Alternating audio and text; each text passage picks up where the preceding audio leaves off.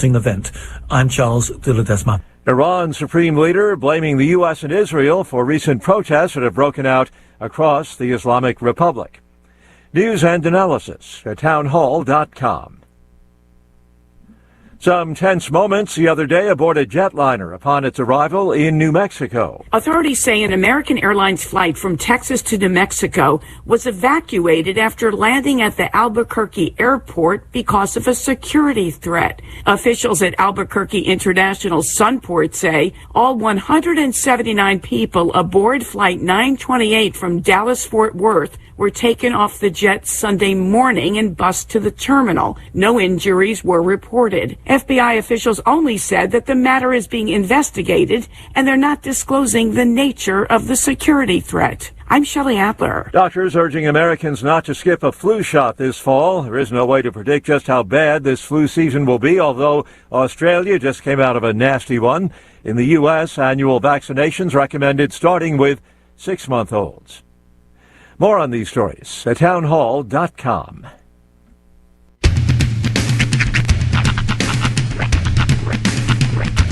What in the wide, wide world of sports is going on here? I promise you, whatever scum did this, not one man in this force will rest for 1 minute until he's behind bars. Now let's grab a bite to eat. Yeah, come on. I feel the hot wind on my shoulder and the touch of a world that is older. I hit the switch and check the number. I leave it on and then I slumber. I hear the rhythm ringing through it. Flamenco guitar and cumbia music. I hear the talking of the DJ. The travel listen, what does he say? I'm on a Mexican radio. I'm on a Mexican radio.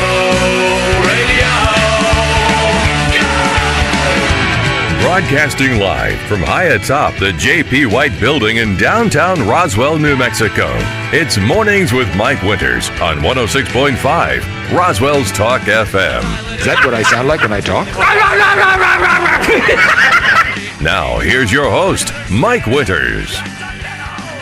And good morning, one and all. Welcome to Mornings with Mike Winters. I am he. That would be me, Mike Winters. Happy Fair Day, everybody. Yeah, I'm fairly certain it's going to be one of those days. It's a fair day. It's a fair day. Yes, good morning, everybody. Dude, already. Way better than saying the Monday. Oh, yeah. I was coming to work a little before 6 this morning, and already, all of Main Street just lined with vehicles. Yeah, they're getting ready for the fair. Folks ready to grab the good spots. Yeah.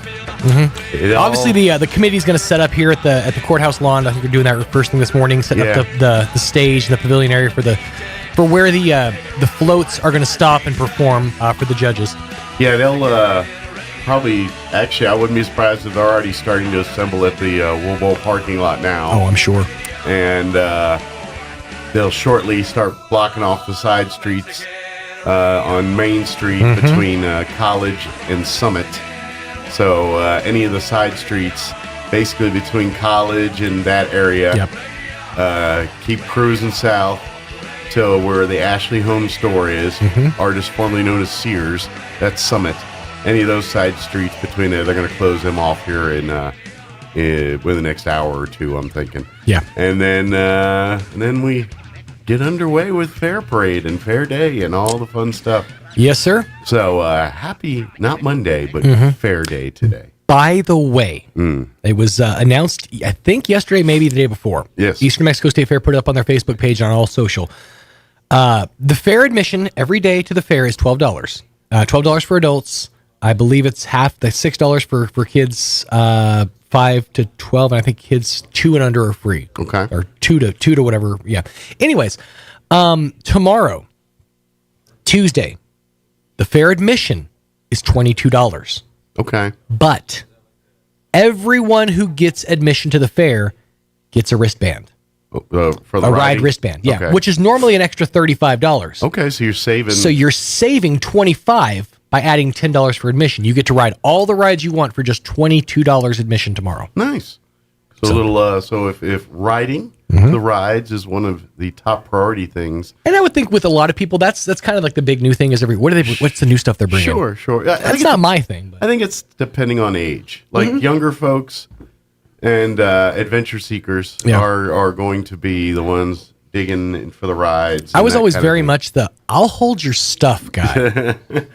But if you're more into the shows and the food and just walking around and seeing stuff, then maybe the ride Tuesdays, maybe pick a different day. This is why I know.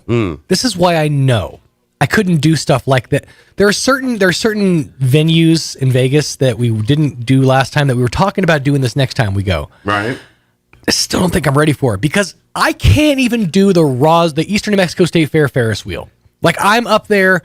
The last time I went up there, it's a high Ferris wheel. It was pretty way up there. It was with my kid's mom, and the last time I went up there, and it was, I was pathetic. It was pathetic. I was holding my daughter for comfort. I was like, honey, please. Like she was fine. Brianna was fine. It's like, Dad, Mom was fine. Everybody was fine. But I was not. I was a mess. Yeah, some are supposed to soar in the clouds. Some are supposed to keep their feet on the ground. I spent most of my life as a fat guy. I know that we bounce when we hit the ground in high enough height. So that means we hit twice. We float in water. Don't float in There's some really cool, like that giant eye Ferris wheel in Vegas that I'd love to try. That's like a bar in each car. You know, I definitely want to try that. But it's at the same time, I also can't walk out on the third floor balcony of a hotel I stay at in Albuquerque. Yeah. I distinctly remember crawling my way back into the hotel room for some reason, thinking that all the balconies were just going to fall off. Well, I got to B.A. Baracus you to get you to go up the Ferris wheel. Which, by the way, how come nobody's ever talked about that? He had a fear. He had an insane fear of flying, and so basically they just roofied B.A. Baracus every time they needed him to fly. Ooh, darn you, Murdoch! What'd you slip in my banana? Sometimes they'd knock him out. And so just straight knock him out. Yeah, sometimes they just but half the time it was like, here, why don't you just drink this? You'll feel better. They Bill Cosby'd B.A. Baracus, and nobody's ever talked about it. Well, here's the thing. How come Face never got canceled? Here's the thing. I get you're like, why do they keep doing this to this guy? But when is B.A. going to wise up and saying, oh, no, I need to stop accepting drinks from Murdoch? Maybe I should stop taking all these drinks, but you know how I like to stay hydrated. I mean, I'm just saying. It takes two to tango. That's true. Okay, all right, now we're victim blaming here. Careful. That's a dangerous road you're walking down. Well, I mean, shame on you if you do it once to me, but when you do it every time, at some point. And one would think, maybe you start accepting solid foods, but somehow they're going to figure out a way to, slip a Mickey into the banana. It's hysterical that we're talking about this because literally I was listening to a podcast yesterday and this exact topic came up. Oh, did it? They're like, how come B.A. Baracus never brought up the fact that he was just getting roofied before every flight? I mean, I always thought, it was a bit odd, but, what do I know? So, pity the fool's going to mess with my drink. But happy Fair Day, everybody. We actually have a pretty full show today. I should probably give you the rundown. See. We're going to start off early here in just a few minutes. We're going to have some of the folks from Concerned Citizens for New Mexico, Stacy Wolkowitz, Kathy Crossley, and Tracy De La Rosa. They've got a big event they would love to invite the public out to this Friday at the Ruidoso Convention Center. Concerned Citizens for New Mexico has a big grassroots leader speaking event. Mike Lindell, the My Pillow guy, he is the headliner. However, I just saw on their Facebook page that they've added a new speaker to this Friday's big event. So I'm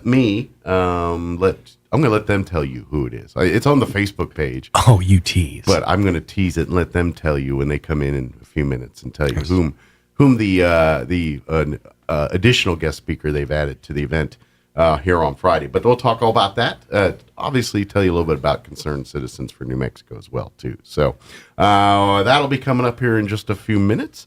In the 8 o'clock hour, we don't have a guest scheduled, so I thought, well, it's Fair Day, Fair Week. Adrienne Ragsdale joined us last, I think it was Thursday, and kind of talked about the parade, talked about entertainment, talked about just stuff at the fair to do. Yep. And so I figured, you know what? We'll play that at 8 o'clock while people are kind of getting in the fair state of mind and starting to plot and plan their spots for the fair. Listen about some things to do and kind of make plans for what days you want to do your thing out at the fair this week. So I'll be honest, I was opposed to it at first, but that sounds fair. Well, thanks for keeping a fair and open and honest. You know what? It's only fair. To be fair. Get ready for a whole lot of this week, kids. Oh yeah, we're dad joke central, and some of us in our late 40s and have nothing else better to do. That's right. So, and then in the 9 o'clock hour, Andrea Stapp and I believe some of the 4-H students will join us. I'm fairly certain they're to talk here about fair as well. Yeah, but it's gonna be quite the affair. But they want to put on your radar that you need and want and have to have ice cream. Out at the fair this week. So the Chaffetz County 4-H, they're going to be running the ice cream shop there by the commercial building all week. Yes, they always have the best scoops. So beginning at high noon today, nice, you can get you a ice cream cone. Are they doing the floats? Milkshake. Oh, the shakes. They got shakes, and according to this, they got cups and cones and milkshakes. Awesome. So, the shakes are legit, real ice cream hand spun milkshakes. They're so good. I double fist them. As one should. You think I'm joking? I literally 1 year ago I put one in one hand and one in the other, and I walked around the commercial building. I'd have more respect for you if I didn't know that both of those were chocolate. They were. Exactly. I'd have a lot more respect for you if you were to throw a strawberry in there. Well, what am I, a savage? No. Am I some kind of psychopath? Strawberries. The only thing I was missing was the hat with the 2-cup holder to secure said milkshakes in. But in fairness, you couldn't have done that. Them bad boys is thick. Yeah, there's Those a gravity are some problem. Thick boys. But I have to, if I walked around outside, that would alleviate that problem because I've got nature's heating source right on top. That's there, true. That is true. It'll keep the flow going. I gotta say, I know I absolutely visit the ice cream pavilion there at the Eastern New Mexico State Fair. It is phenomenal. I gotta say a real quick thank you to everybody who came out to Red Dirt Black Gold. I'm not gonna talk about it too long because I know I have guests, but you all were packed. It was packed out. Yeah, it was a huge crowd. But there was one vendor there that I have to shout out because they had the whole booth was devoted to nitrogen ice cream. Okay. It's basically Dippin' Dots, like the way they make Dippin' Dots. Okay. But in whole scoop form. Okay. And they had a window where you could watch the lady working with the nitrogen to make the ice cream. And but the way they serve it is it comes out in these decent sized cups and it's just smoking. Oh, cool. It's really, really cool. It's more evidence of the fact that I'm willing to pay money for cool science. There you go. Yeah. It has nothing to no tangible effect. It's just ooh. Hey. I'm a redneck at heart. I like shiny stuff. We grew up watching Mr. Wizard. Exactly. And all the best experiments were the ones where things were smoking or bubbling or fuming or doing something. Or that cool one where you put soap into milk and drink it. No, don't do that. Twirl it. It makes all kinds of fun colors. It's neat. Right. You don't like colors, though. I like colors. No, you're plain. No. I like colors. Flavors, I like chocolate. That's the problem. I associate colors with flavors. You don't like flavors, so you don't like colors. Purple is not a flavor. Brown is not a flavor. Correct. I mean, if you want to go by that logic, there's no purple flavored anything out there. It's usually grape. Yeah, but people don't. I hear purple drink a lot. Give me purple drink. Sure. You don't hear, give me chocolate drink. That's chocolate water, and that's yoo-hoo, and that's blasphemy. I've had more than one person say, what flavor do you want? And they said purple. You're hanging out in the wrong hoods, my friend. Just saying. All right, it is 7:17. Let's get you up to date on the weather. And guess what? Fair's here. Now they said, you know what? Let's throw some moisture for the back half of the week.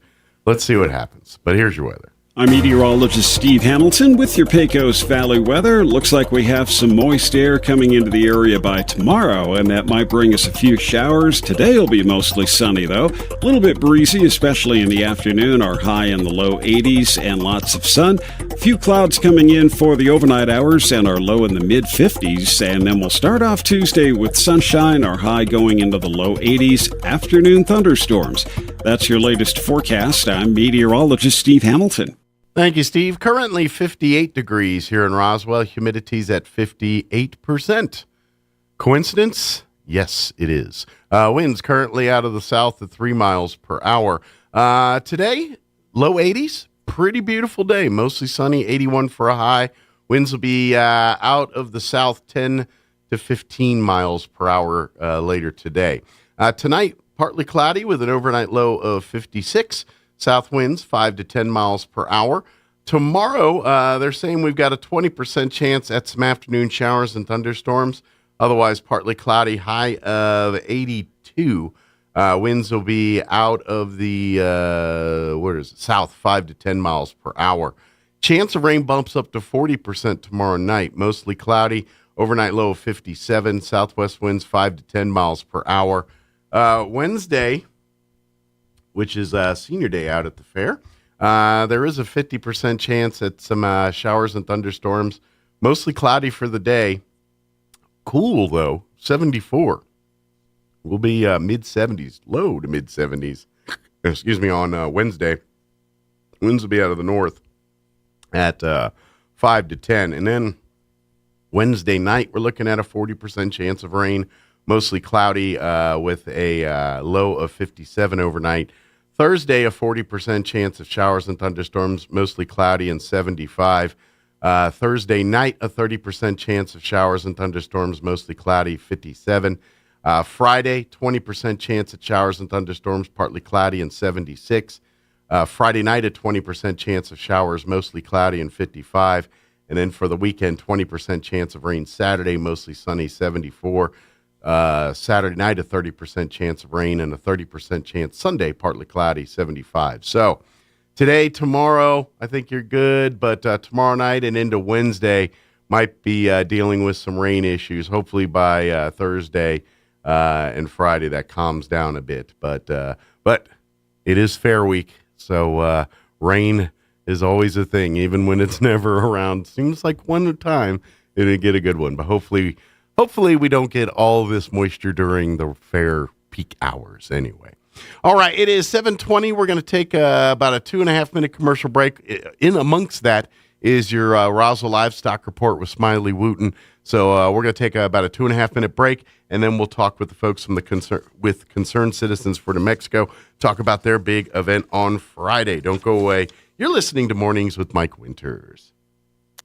Good morning, this is Smiley Wooten at the Roswell Livestock Auction. A good October run this week with a nice selection of all classes of cattle, especially high-quality native calves, light yearlings with condition.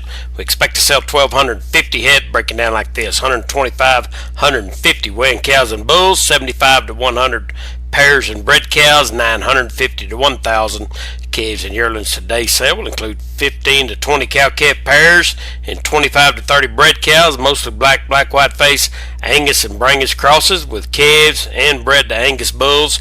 These cows 5 to 10 years old. Also today, 50 Holstein whey cows off one dairy, 55 yearlings, backward 7L Cattle Company here at Roswell, excellent quality grass yearlings, 3 rounds of shots, medium condition, 700, 800 pounds, 88 calves, Wheeler Ranch, Lovington, New Mexico, reputation quality, black, white face, Angus cross calves, Bow Shield Gold, 1 shot, 7 way at Brandon, 500, 700 pounds, 46 calves, 3 Rivers cattle, Tularosa, New Mexico, reputation quality and replacement quality, black Angus, mostly heifers, 450, 550 pounds, 30 calves, Mr. Steve Haynes at Artesia, excellent quality black Angus and Brangus cross calves, weaned and shots, 400, 550 pounds, 88 calves, Mr. Bob Hyder, Fort Stockton, Texas, excellent quality black, white face, Angus and Hereford crosses, medium condition, 375, 550 pounds, and 34 yearlings, the Corrales Dairy here south of Roswell, Holstein Angus crosses, bunk broke, 700, 950 pounds. Several smaller sets of high-quality Angus cross calves with shots will sell today. Sale time this morning, 9 o'clock. Sell pairs, bred cows, 10. Be selling calves and yearlings about 10:30. We expect to sell 1,250 head here today. This is Smiley Wooten, Roswell Livestock Auction. ENMU Roswell offers high school students the opportunity to get a head start on their college education journey into healthcare. Through the Allied Health Careers Pathway, high school learners can enroll in dual credit courses that introduce them to a wide range of careers that include emergency medical technician, paramedic, nursing, occupational therapy, respiratory therapy, medical assisting, phlebotomy, and nursing assistant. Start your healthcare career path at ENMU Roswell. Contact your high school counselor for more information. Here's a Mornings with Mike Winters fun fact. Bamboo plants can grow up to 36 inches in a day. So if you're told you're growing like a weed, you can say, "No, I'm growing like a bamboo." Here's Mike Winters. And good morning. It is 24 minutes after 7 o'clock, and joining us in studio this morning, they live here, thank God. I was just earlier thinking, man, did they have to get up and drive an hour here this morning?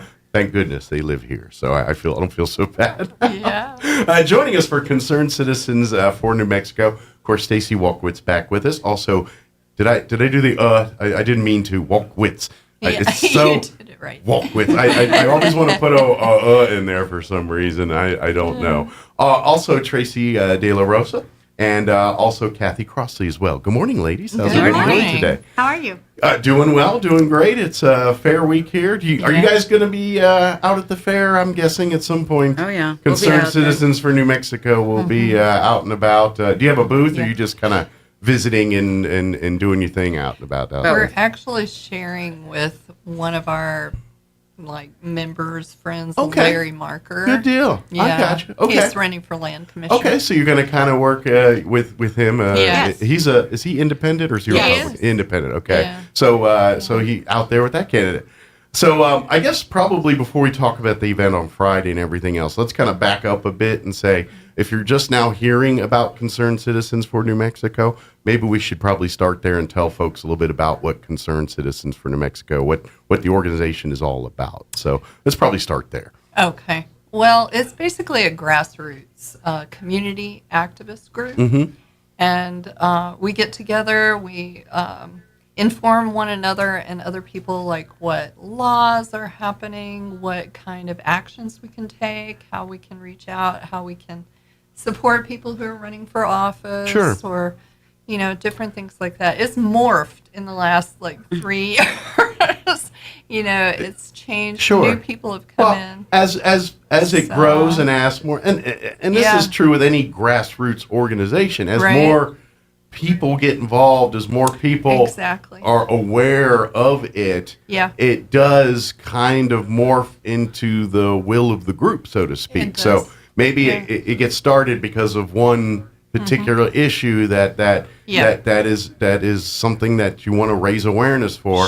And as you're out and about doing that, people saying, yes, I agree with you. However, we also need to be concerned about this and this. And so it kind of adds to the mission statement a little bit of what the organization's for. And I think that's what helps us to grow, is because once we find someone that comes in and let's say their specialty is law or their specialty is research, we know exactly who to call if an issue comes up and we need something done, because I don't know legal jargon, but I can call someone that sure does, and they can point me in the right direction. Sure. So that's really helped us to expand and be usually Larry effective. Marker. Sure. Yeah. And I truly think that where we're different than political parties is we deal with the issues and try to find solutions. And Actions. we're action. Well, and this is just it. You're a nonpartisan group, which means you're not beholden to the ideologies and policies of Republican Party or Democrat Party. You're just saying, hey, if this is good for New Mexico, this is something we want to support. I don't care if it's a Democrat more agenda thing or a Republican more agenda thing. Is this better for New Mexico? And now you're not beholden to basically say, well, I want to support this one thing from this side because it's good, but I don't want to support this other stuff they're talking about, and vice versa. It's the same with candidates. I think we don't look, just because you're a Republican, we're not going to vote for you. Right. We've got an independent running because he's trying to do the right thing. We support him. So it's the same with candidates. Exactly. And let's face it, independent candidates don't have the money, the backing, the Exactly. power behind them Right. that comes with having a big D or a big R next to your Yes. name on a ballot box. Exactly. There is a certain just wave of stuff that comes with that. Where an independent, they've got to kick and scratch and scream, beg, plead, borrow to I get know. FaceTime Yeah. to get their we agenda have out figured there. out when it comes to campaigning, if you've got boots on the ground, it's better than having money. Yeah. As long as we have a good group of volunteers, Sure. we can get that word out. People more are than passion somebody. big bucks. Yeah, Sweat every equity. day. Every day. It's a tough race, but it can be beaten. Yeah, absolutely. And really, that's what Concerned Citizens is. I mean, you kind of just started at your home as a small thing, and then you I just did. kind of I grew from there. invited neighbors and friends over, and we used to have 20, 25 people who were really dedicated. We'd Mhm. meet together and we'd say, we need to go downtown and we'd make up little flyers, Sure. cut them at home, take them to Downtown Friday event and say, did you realize that they're doing this in the legislature? Did you know this is coming up next? You need to call so-and-so or email or And that's really whatever.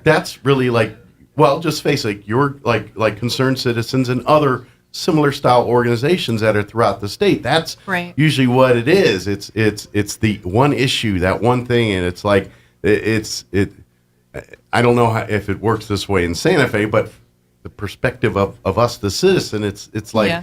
they're trying to slide it under the radar Yeah. without it Exactly. getting the public attention and things. Yes. And that way say, oh, people don't know about it. They're not going to raise a stink about it. We'll just let it happen and then, ask for forgiveness later or Right. whatever that you want to call that, Yeah. kind of thing. And I'm sorry, no government entity we all know government operations are slow, but they're slow by design because Absolutely. they want it so that every voice on the table gets to hear or gets to say on it before we make a decision on it. They rather get it slow and right than fast and wrong. And that's just good, how good government works. I'm sorry.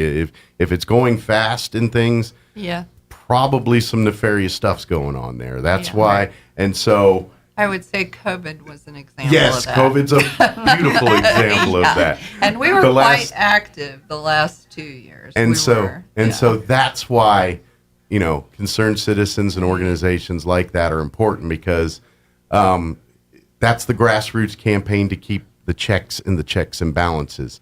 And I'm not going to sit, I don't care what side of the fence you are in this state of New Mexico, the state of New Mexico.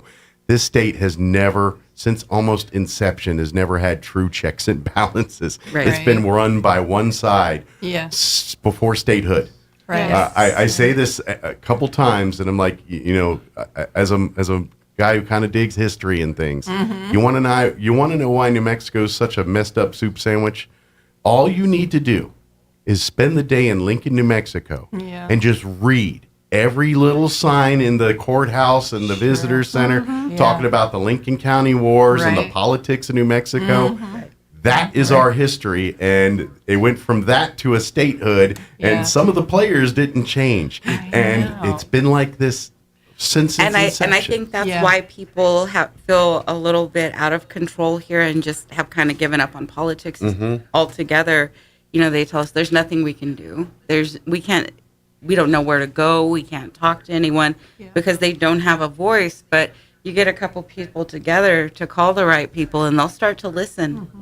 We figured that out. Absolutely, yeah. You got to unfortunately, squeaky wheel does get the grease sometimes. Yeah, it does, and you have to don't- learn to be uncomfortable. We don't want that to happen, but that's what you got to do to get the job done. Absolutely. And when it comes to issues like this, then that's what you got to do. So And Mike, that's exactly why we're doing. yes, thank you. I'm going to bring it over. Change Course New Because Mexico. this Yes. is amazing. This Friday, you're invited to come on out to the Ruidoso Convention and Civic Center. You have a big event. It is a series of some speakers you may not have heard of and some you've definitely heard of. Yeah. That'll be out at the convention center this Friday.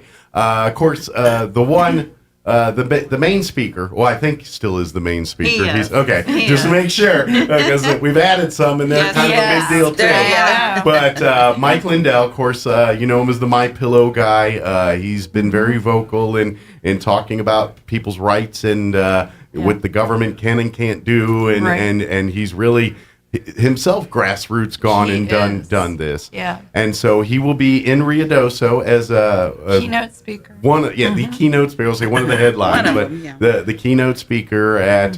I don't think he's selling pillows and stuff, but you never know. He might have a little. We told him he was welcome He to set bring the the table or slippers something. and the sheets. More than welcome. It's good stuff. So- Yeah, it's good stuff. Bring some extra cash. You I want to pick up know. a robe or Yes, slippers or yes. some bedding or Good. something, you know. But yeah, come and listen to have him. Listen to hear what he speaks. Listen to see what he's seeing throughout the country and sharing that type of stuff.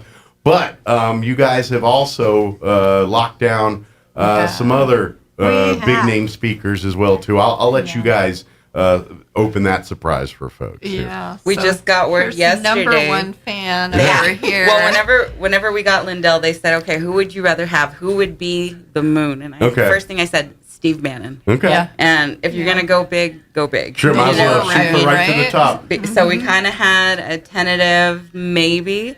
So pending, we wrote we got the pending word- on 3,000 flyers. Just pending. That was a lot of. Let me see. Yes. And let's face it, he's been in the news a lot. His schedule probably was a bit in Yes. flux Yes. as well. Well, too, We're so. kind of turning into the FBI's most wanted I here. know, right? Yeah. It's going to be And so much Bannon fun. yesterday finally came and said he will be in Ruidoso. Not only that, he will be broadcasting the War Room live from our His Live. podcast. Yeah, Yeah. they're moving the whole Both of production his there. shows. So Okay, both good, shows yeah. will be done. I think the first one goes live at 8 a.m. and then in the afternoon it's at 2. They go for 2 hours apiece, so he'll be going Oh, all great. day. And we have more surprises. Every But wait, hour brings as Mike there- Lindell would wait, say, but there's wait, there's more. So you've heard of the Gateway Pundit. Yes. They are flying in. Okay, great. They're going to film. They're going to broadcast live. And then the ladies from Utah. Oh, the Red Pill ladies from Okay. Utah are coming in. Red pill. Is that like red pill hats? No. Okay. Like red Oh, pill like the Matrix. conservatism. Like the The Matrix. Matrix. Yeah. Okay. All right. I'm thinking pillbox hat. I know. I'm thinking that. I'm like, I wasn't thinking Matrix. There used to be a red hat club thing. Yeah. I thought maybe it was in that vein. I was like, no. No, they just want This to is be the at our Matrix. event. They want to support Yeah. us, and they kind of do the same thing, Okay. but in Utah. Okay, And cool. so they're flying in all the way from Utah. We have So it's some- like a combining of grassroots and other Oh, regions yeah. That's to from come all together that they're basically, Yeah. it's like, we're not as grassroots as we think we are. We just have, we're Yeah. just in our own little worlds doing the same thing, you And know? that's well, kind and we're the 85% silent You're majority. absolutely correct. Yeah. The ones that just go and do the thing every day and get punched and prodded Exactly. and And that's pushed in the these purpose directions. of this is to strategize and to network and to put together this precinct strategy that we figured out here in Roswell Yeah. and have been successful with. And we want to spread that all over New Mexico to get people involved. You start next door. You start down the street, And Absolutely. it's a testimony because a lot of people out there are feeling like, like she said, well, what can we do and all of this? And is anyone else doing anything? I found this lady in California. She's a doctor. I saw her on a podcast, and she runs a grassroots group out there. And she's got it where she has precinct captains, and if there's an issue that they need to take action on, she calls those Wow, they're people. pretty well- They get the well word organized, out, and all of this. But again, they are independent and they're issue based. Yeah. They're not party based. Well, and so, the world that we live in, we're all seeing it. We all know it. We all are experiencing it right now, and there's a lot of people speaking up for what they believe is right for them, Finally. Yes. and as it should be. But here's the thing: we're also in a society where there's people that are being vilified for what they think is right, and that's not because it's being twisted and turned and Yes. manipulated. Right. And let's face it, if you're a person that kind of likes tradition, old values, you like to live your life a certain way, it's being attacked right now. And it's being lumped in with nefarious stuff. And you're like, no, there is a difference between what's going on here and then what I do and vice versa. And so if you want to defend your values, there's only one person at the end of the day that's going to do that, and that is you. Yes. And that's what we've always thought is, we've got to save ourselves. So we're going to empower people to do that. And that's why this is so exciting, because we have the tools, we have the experience. I mean, we were nobody from nowhere, and we decided to step up. And you have to hear this story, because the three of us, work together here. And we were praying about it. We were like, what do we do next? What does God have for us next? It came like that. And it really was, we feel, God-led. Oh, very much so.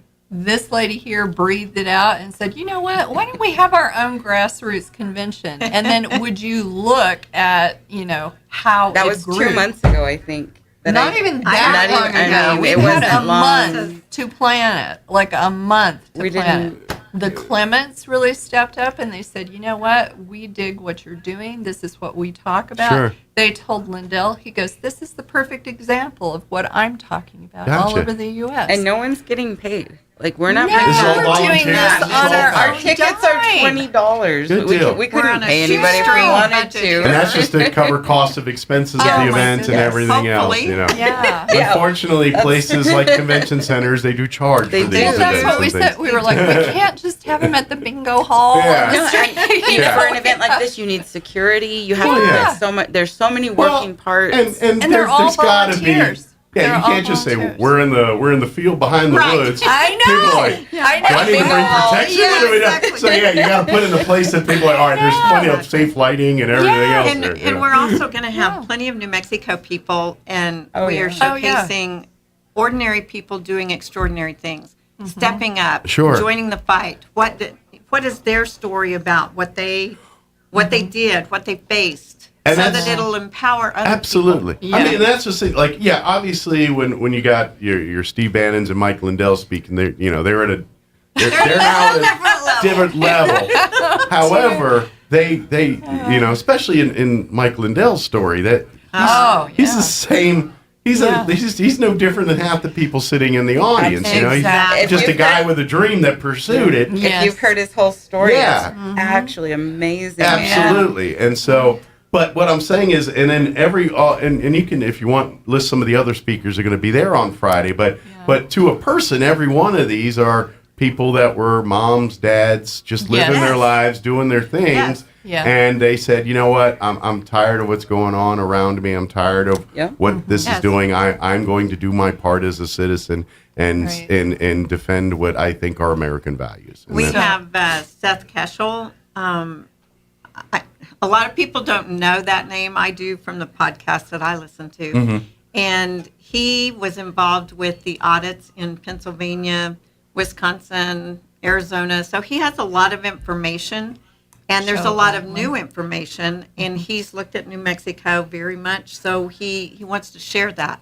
Good deal. But it's not just election integrity. It is not. We're starting out with praise and worship. And what are Christians called to do at this time?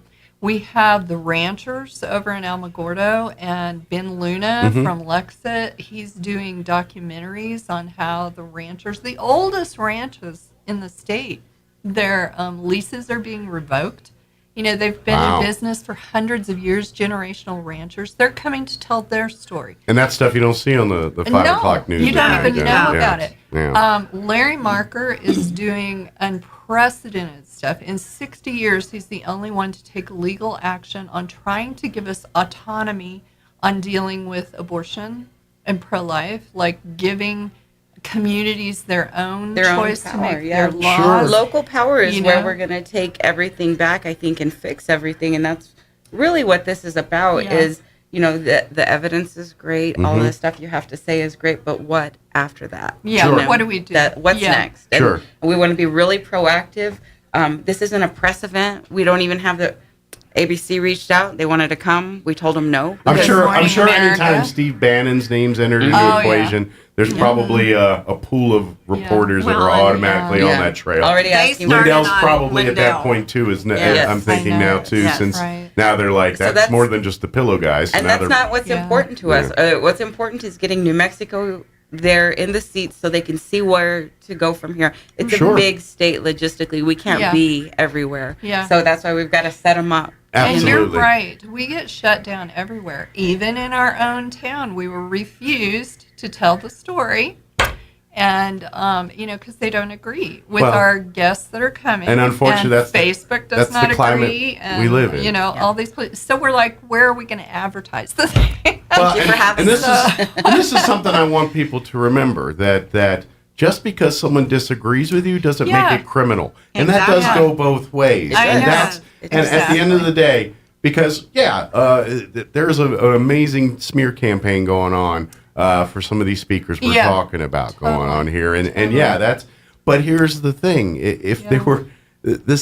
come here for yourself. Let yourself to determine, because you've heard what other people have told you about these people. I know. Go and see them for yourself and see what they have to say for you. And then form your opinion whether you think these are good people or criminals. And come with an open mind. Yeah. I mean, sometimes when you disagree with someone, you get a different perspective when you actually hear what they're all about. Sure. And you're like, oh, that's not at all what I thought. Yeah. Absolutely. Or what I've been told. That's just it. We all live in a world of we've got our preconceived notions. Yeah. Most of them are based off what other people have told us or we've read or seen or whatever. Exactly. And so so that we see them and we've got them already vilified or heroified in our head before they've uttered one single sentence to you. Take your preconceived notions, good and bad. Yeah. I mean, if you're a dyed-in-the-wool fan of both these, come back off with a little of your fandom and just come and listen. Right. And then vice versa. If you're just hating everything these people say, back that off a little bit and just listen to the words, take the feeling and emotion out of it, and see if it makes sense to you. Right. And that's all we're asking is give it a fair shake. And for those that work, don't feel like you're going to miss out just because you can't be there from 9 a.m. to 9 p.m. If you can get there at 5, You've still got 3.5 solid hours. It's a come and go event as far as the whole day, but obviously if there's certain speakers or certain events that you want, you're going to have to plot and plan a little bit there. We're going to put the agenda out. Okay. As soon as everybody is nailed down, it's so hard to put this many people. Anytime there's a political event, these are people that their schedules change at a moment's notice. Right. So locking down some of these people is like trying to catch water with a piece of paper, We'll have bumblebees. We'll have state leaders out there all day. We'll be out there all day. Yeah. We've got volunteers working. It's not just it'll be a lot of fun. Sitting and listening to people talk. No, Gotcha. not at all. Forum. We have a resource room where we've got handouts. People can come and talk to these state leaders on these issues and get playing connected. all day. We've got a room across the hall where we're playing documentaries and films and so it's on. legitimately a conference rally of information and education. Yes. Information. This isn't come with your coolest signs and walk around. Exactly. This is let's work. Let's put on our job hats and let's get to work. And this in here. is not campaigning. Not, I know it's not a everybody candidate is sick forum. and tired It's of learning. campaigning. Yes. It's learning. Well, as we said at the beginning, this is a nonpartisan organization. Yes. Their job is not to tell you who to vote for. Their Right. job is to give you the information and And let let you you decide. make an educated decision on what's best for you and your family. Research your candidates. Yeah. Right. Now, if you want to ask their opinion on their things, they'll be happy to tell you that. Right. Yeah. But You got it. their job Yeah. is to educate and allow you to think and decide for yourself Yes. on what's. And let's be honest. Every person's got a different perspective They do. and a different Every life. person. Right. And we don't want to tell you why something's better for you when we really don't know why it's better for you because we don't have your experience to do that. So Well, and I have to say, this has been what I call like a potluck of people just bringing things to the table. Because once we put this out there, we had other people say, oh, we'll volunteer for this. Oh, we will donate this to you.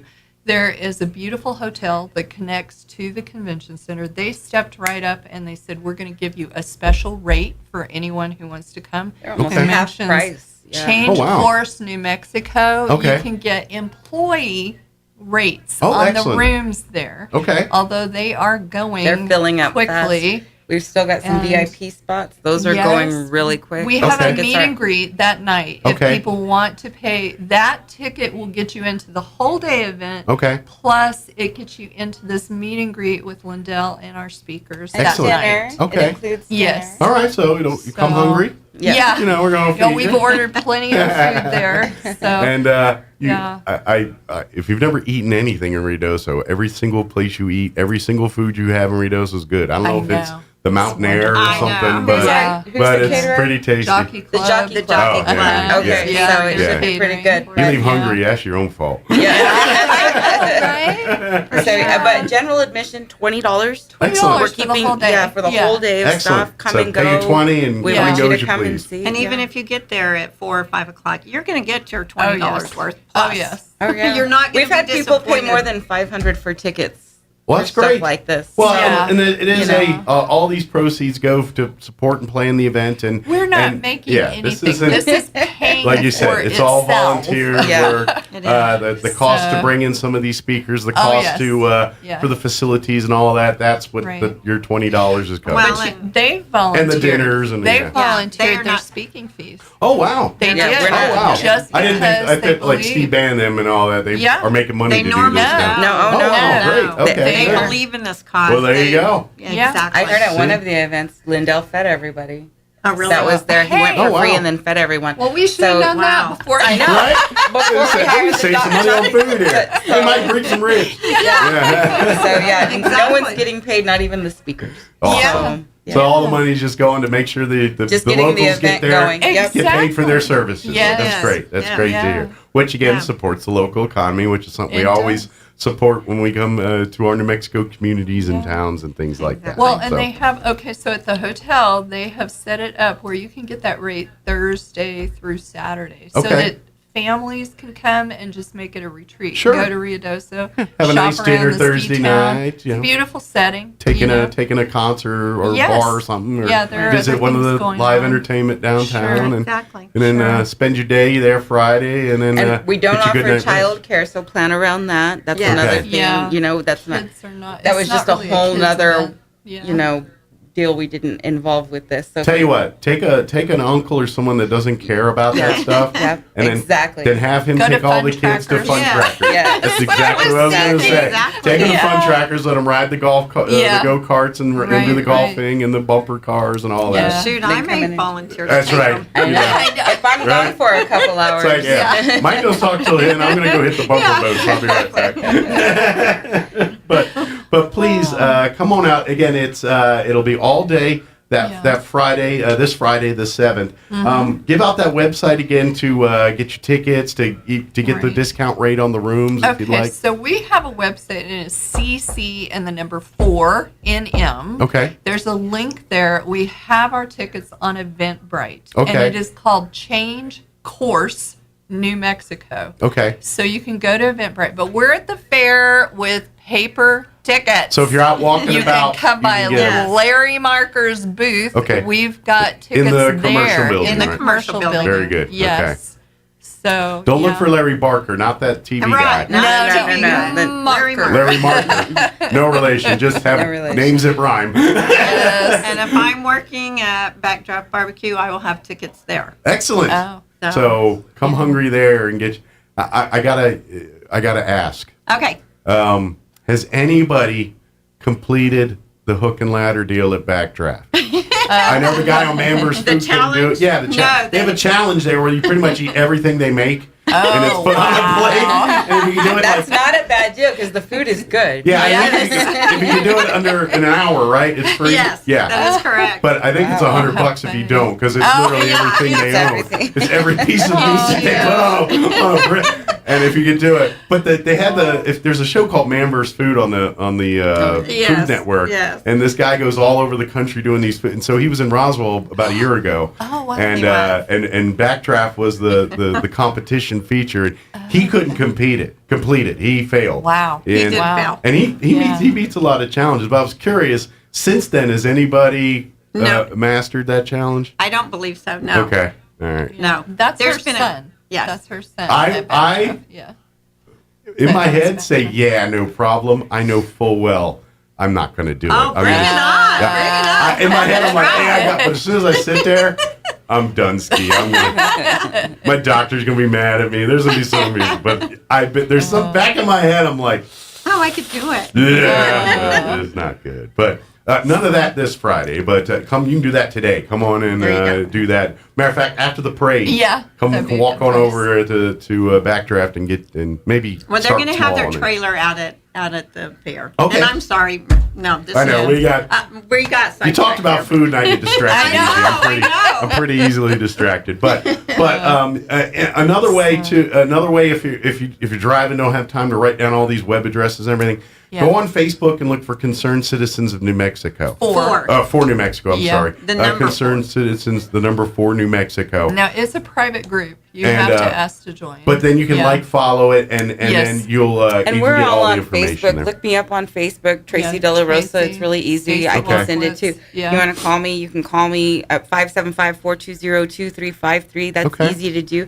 Text me. I'll send you the link. No, we're gonna get people involved. I've had people calling me all week, all over the state. They call me. Good.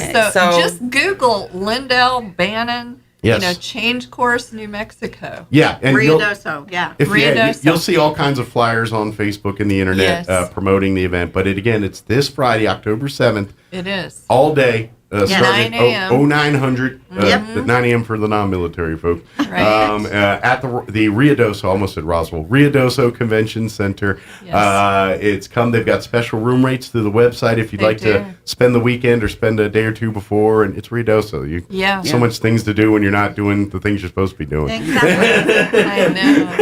And then, of course, come and listen to these speakers. Maybe you get a chance to meet Mike Lindell or Steve Bannon, and sometimes they'll sit and talk with people, or certainly if they'll interview people that are in the audience. Fan of Steve's podcast, stick around. You might end up in the audience, or who knows? Maybe you get to ask a question, or do something as part of it. So. There are going to be 3 other New Mexico podcasts there as well, like these ladies that have started their own podcasts, and they're going to be doing it live from there. More grassroots stuff. It is, yeah.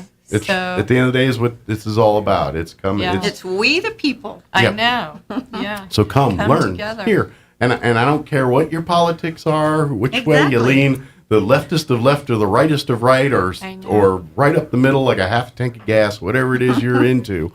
Come and listen, hear the speakers, hear what has to say, and at the end of the day, it's just trying to get information and stuff. Try to cut through all the garbage that is the world we live in today, and this isn't about, well, you said this means you're an agenda for this. It's none of that. No. It's just, here's information, listen to it, present it. It's not this agenda-based stuff. It's just, here's the facts, here's the details. Let's cut through the garbage and let's get down to the issues and the problems.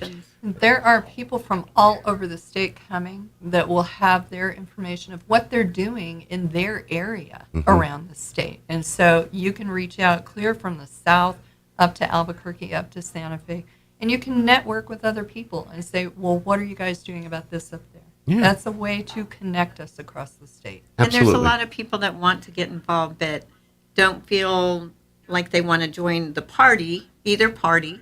And but they want to work through these solutions and they want to be involved. And I think this is a big problem that a lot of good people are facing. It doesn't matter if you're Democrat or Republican.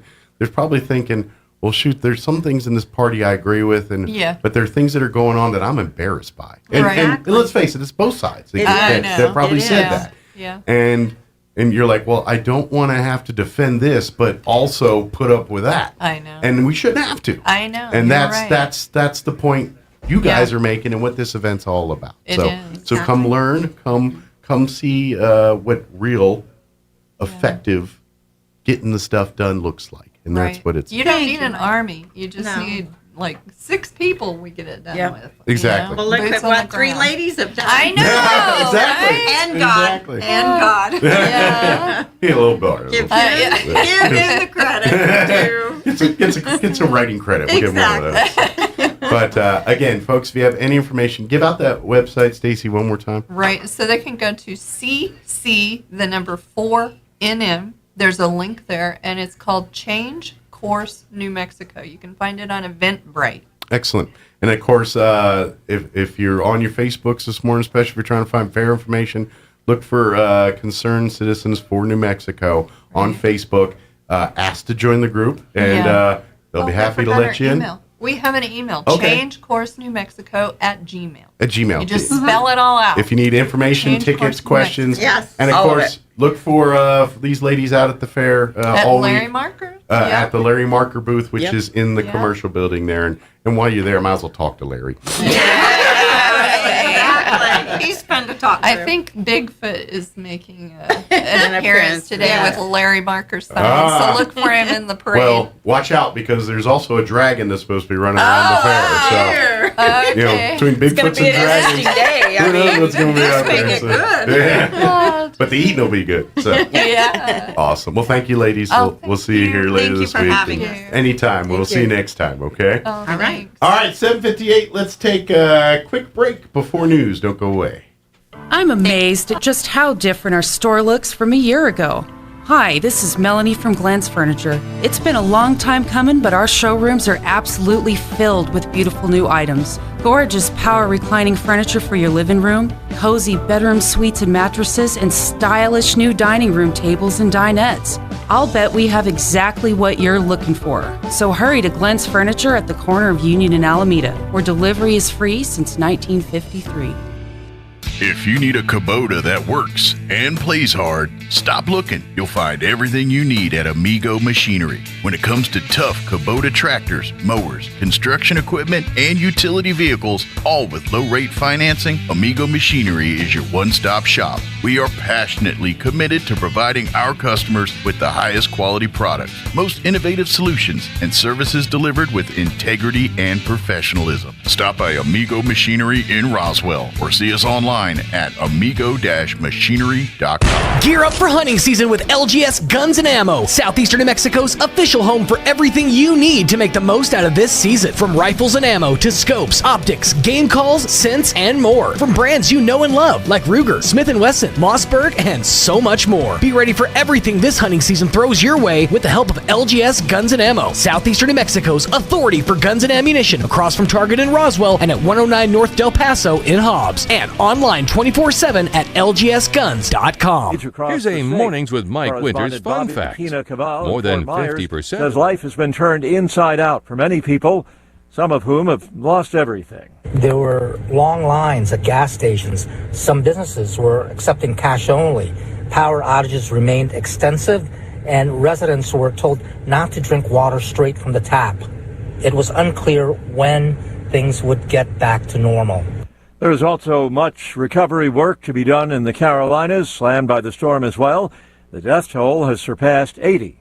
President Biden visits storm-ravaged Puerto Rico later today. He'll stop in Florida on Wednesday. And in the wake of Ian's devastation, Town Hall News and our companion network SRN News, partnering with Christian non-profit relief agency Food for the Poor to send emergency supplies to the victims in Florida and the Carolinas. More information at the website srnnews.com. Brazil's presidential election headed to a runoff at month's end, much to the surprise of pollsters. Socialist candidate Lula da Silva failing to clinch the victory that had been predicted by many. Polls had predicted a 14 percentage point gap between the two candidates, but they underestimated the support for Jair Bolsonaro. After the results, Lula joked that destiny liked to work him hard, but that he would win the election. He said the campaign for the second round would begin today. Bolsonaro, meanwhile, said that he would show people that the change they were looking for would mean Brazil ending up like Venezuela. That's the BBC's Katie Watson. On Wall Street, the Dow is up 292 points, the Nasdaq ahead 54. More on these stories at townhall.com. Hey, I'm Andy. If you don't know me, it's probably because I'm not famous. But I did start a men's grooming company called Harry's. The idea for Harry's came out of a frustrating experience I had buying razor blades. Most brands were overpriced, overdesigned, and out of touch. At Harry's, our approach is simple. Here's our secret. We make sharp, durable blades and sell them at honest prices for as low as $2 each. We care about quality so much that we do some crazy things, like buy a world-class German blade factory. Obsessing over every detail means we're confident in offering a 100% quality guarantee, Millions of guys have already made the switch to Harry's. So thank you if you're one of them. And if you're not, we hope you give us a try with this special offer. Get a Harry starter set with a 5-blade razor, weighted handle, shave gel, and a travel cover. All for just $3 plus free shipping.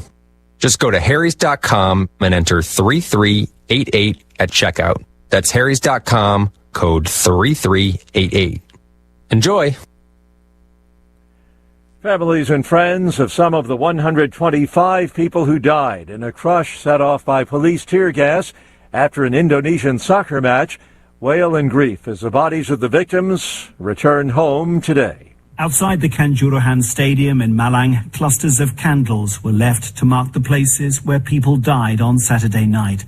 Some next to the still locked exit gates, visibly buckled by the weight of the crowd which had been trying to escape the clouds of tear gas. Nearby were the burnt shells of police trucks, targeted by fans furious at the way the authorities had handled the crowd trouble. The government has promised an independent investigation into how the disaster happened. The BBC's Jonathan Head.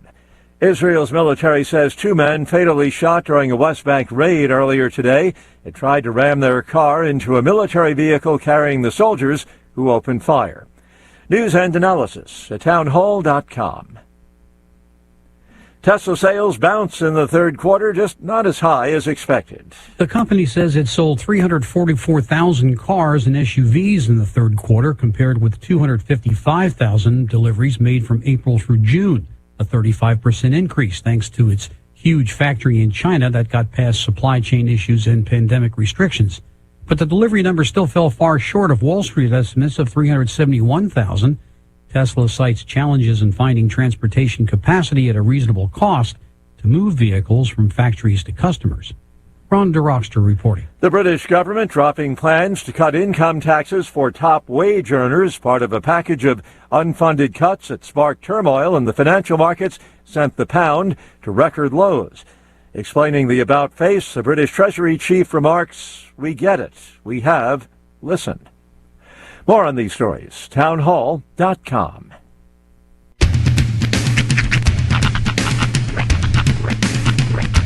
What in the wide, wide world of sports is going on here?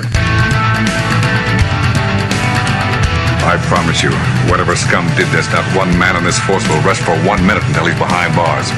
Now let's grab a bite to eat. Yeah, come on. I feel the hot wind on my shoulder and the touch of a world that is older. I hit the switch and check the number. I leave it on and then I slumber. I hear the rhythm ringing through it. Flamenco guitar and cumbia music. I hear the talking of the DJ. The devil listen, what does he say? I'm on a Mexican radio. I'm on a Mexican world radio. Broadcasting live from high atop the J.P. White Building in downtown Roswell, New Mexico.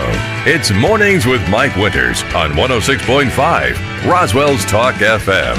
Is that what I sound like when I talk? Now, here's your host, Mike Winters. And good morning. It is 6 minutes after 8 o'clock. Welcome to hour number 2. The Deuce. Of Mornings with Mike Winters, right here on 106.5 Roswell's Talk FM. Apologize, I got a cold that doesn't let me go high. I try to start the hour, I'm like, it just doesn't go there, so I got to keep it down here. I get it. That mid-range level. Excuse me. Yeah. So. Yeah, you've been battling it pretty much all weekend. I'm way better than I was Friday, Saturday. Friday, and I had a cold. Have a cold. Mm-hmm. But yeah, I was dealing with a little fever and stuff Friday and Saturday. Once that broke Saturday, I was doing better energy-wise. Yesterday, I pretty much did a whole lot of nothing. I kind of just rested and recouped, and doing a lot better. It's kind of settled right in my throat, chest area. Right. So it's a little phlegmy, but I feel a lot better than I did earlier, even if I sound a little. Yeah, but it's the energy harsh. level, and it's also, I'm sure you're. I'm still tired. Yeah, I'm like, dude, I'd go for a nap right now. I get it. But I'm all right. We're all good. Yeah. I have you watched this on? It's on FX. I'm watching it on Hulu, and I think I'm not sure if all the episodes have been aired yet on FX, or if there's still more. There's like 11 or 12 on it on Hulu, but I'm only about 8 or 9 in, so I'm not sure if it's still going or not. But it's a show on FX called Welcome to Wrexham. WREX. I've heard of it. Okay, it's a reality show. Right.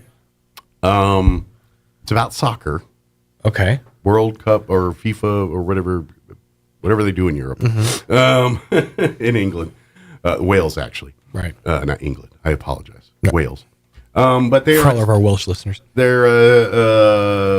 so basically the premise of this reality show is Ryan Reynolds, the actor, and fellow actor, who less people know, but some will, Rob McElhenney.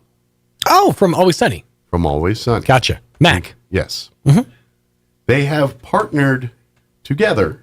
Okay. And have bought a soccer club, a football club. The Wrexham Football Club. Oh, okay. So this is basically like Ted Lasso, but reality series form. Yes, as involves soccer. It's a different type of show altogether. Is it like, okay, are we talking like a Hard Knocks, but for a football club situation? Are they taking like a ragtag group of footballers and turning them into champions? No. Okay. It's more of a historic ball club. They play the stadium there in Wrexham is apparently this old historic stadium that's got there's like a lot of tradition there. A lot of tradition with this ball club. It's steeped, enriched in tradition. It is owned by the people now, but at some point it got financially rigmarole by some nefarious people, and it used to be in the top tier of the World Cup or whatever their thing is. Right. But now it's dropped. It's been relegated to like low down and barely into the professionals. They're like one away from being out of professional status. Oh, wow. One league there. And so they're basically trying to get this team back into that top tier. And so it's basically it was run by the town. Literally the townsfolk were doing we're like the marketing people and all. It was really like they're trying to run it like an NFL franchise, but it's just the town doing it. It's like they're basically doing Green Bay's game plan, but not as well as Green Bay has pulled it off. It would be like Roswell owns the Cowboys, and we were the ones who had to market the Cowboys and do all the things for the Cowboys. Like Green Bay has their own marketing arm with the NFL, but the team itself is owned by the people of Green Bay. Yeah, that's like the only team where that's the actual thing. But this team was that scenario, and then I guess Ryan and Rob went in and I guess bought it or whatever. So they're turning it around. They've actually done a lot of work to the stadium, things like that. Okay. They've brought in some. So it's some more people. from like the side of like, how do we turn this team around from a marketing standpoint? From hey, let's put a famous face with it, and okay. But it's kind of using their power and celebrity to rekindle the tradition in this community. So it's kind of got that warm story of it's trying to bring back something very important to this town back to its glory. It's bringing back tradition and real community mindedness by bringing in an outside famous entity, millions of dollars, and an entire marketing firm, along with a Hulu series, yes, FX and Hulu series. You got it. No, total purity. I 100% feel it. Yeah, grassroots. Yes. Yeah, synergy. 1,000 points a lot. This is basically what Bush Sr. was talking about all those years ago. I've got about 8 episodes in. Okay. And it's good and awful at the same time. It's good because I like the concept. I'm curious to see what they do with this. Let's face it, it's not all sunshines and rainbows. This team keeps losing. Sure. And you're like, and Ryan and Rob are like, why did we do this? Why are we why do we keep, and they keep losing. They keep, and they spend way more money than they should. They go bring in, I was going to say, bring in a ringer. Sounds like the best. No, they're doing that. Okay. And they're still losing. It seems like. At least in these first episodes. Well, they got to give you something to grasp onto. Yeah. So that when they're champions in season 3, they couldn't just come in and turn it around overnight. Obviously. But I'm kind of into it. I don't know, but sometimes it's also soccer, right? So when they start getting into the nuts and bolts of soccer, I'm getting a little glassy-eyed. No, that's the thing. That's where I feel like I'm not going to be able to grasp on, because I'm currently, and I've talked about this before, I'm currently listening to the Fake Doctors Real Friends podcast, where they go episode by episode through Scrubs. And Bill Lawrence, the creator of Scrubs, also created Ted Lasso. Yes. Zach Braff, I'm just finding this out because the podcast I'm listening to, since it started back in 2020, at the very start of the pandemic, which, by the way, in and of itself is kind of an interesting aspect of it. But he's talking about how he's been brought in to direct a few episodes of Bill Lawrence's new project that he's doing with Jason Sudeikis that later turns out to be Ted Lasso. So all of these aspects that I'm genuinely curious about, still not going to watch Ted Lasso. I love Ted Lasso. Just can't bring myself to, and I feel like I would because of the Bill Lawrence of it all. You absolutely would love it. It's just, it's that style, but I really don't like soccer. Well, that's just it. I'm not a fan of soccer either. I played as a kid, but I don't know two things about soccer. I don't know the teams, and name a team. Manchester United. Name another. I don't. Yeah. Wrexham. Arsenal. That's all I got. I literally, Man U and Arsenal are all I got because of the show IT Crowd. Yeah. And they go, thing about Arsenal is they always walk it in. New Mexico United. That's my level of. There's the episode of IT Crowd that I'm talking about is great because Moss, he's not sporty, so he invents a sport generator to tell him a conversation starter. He's like, and it's, did you see that ludicrous display last night?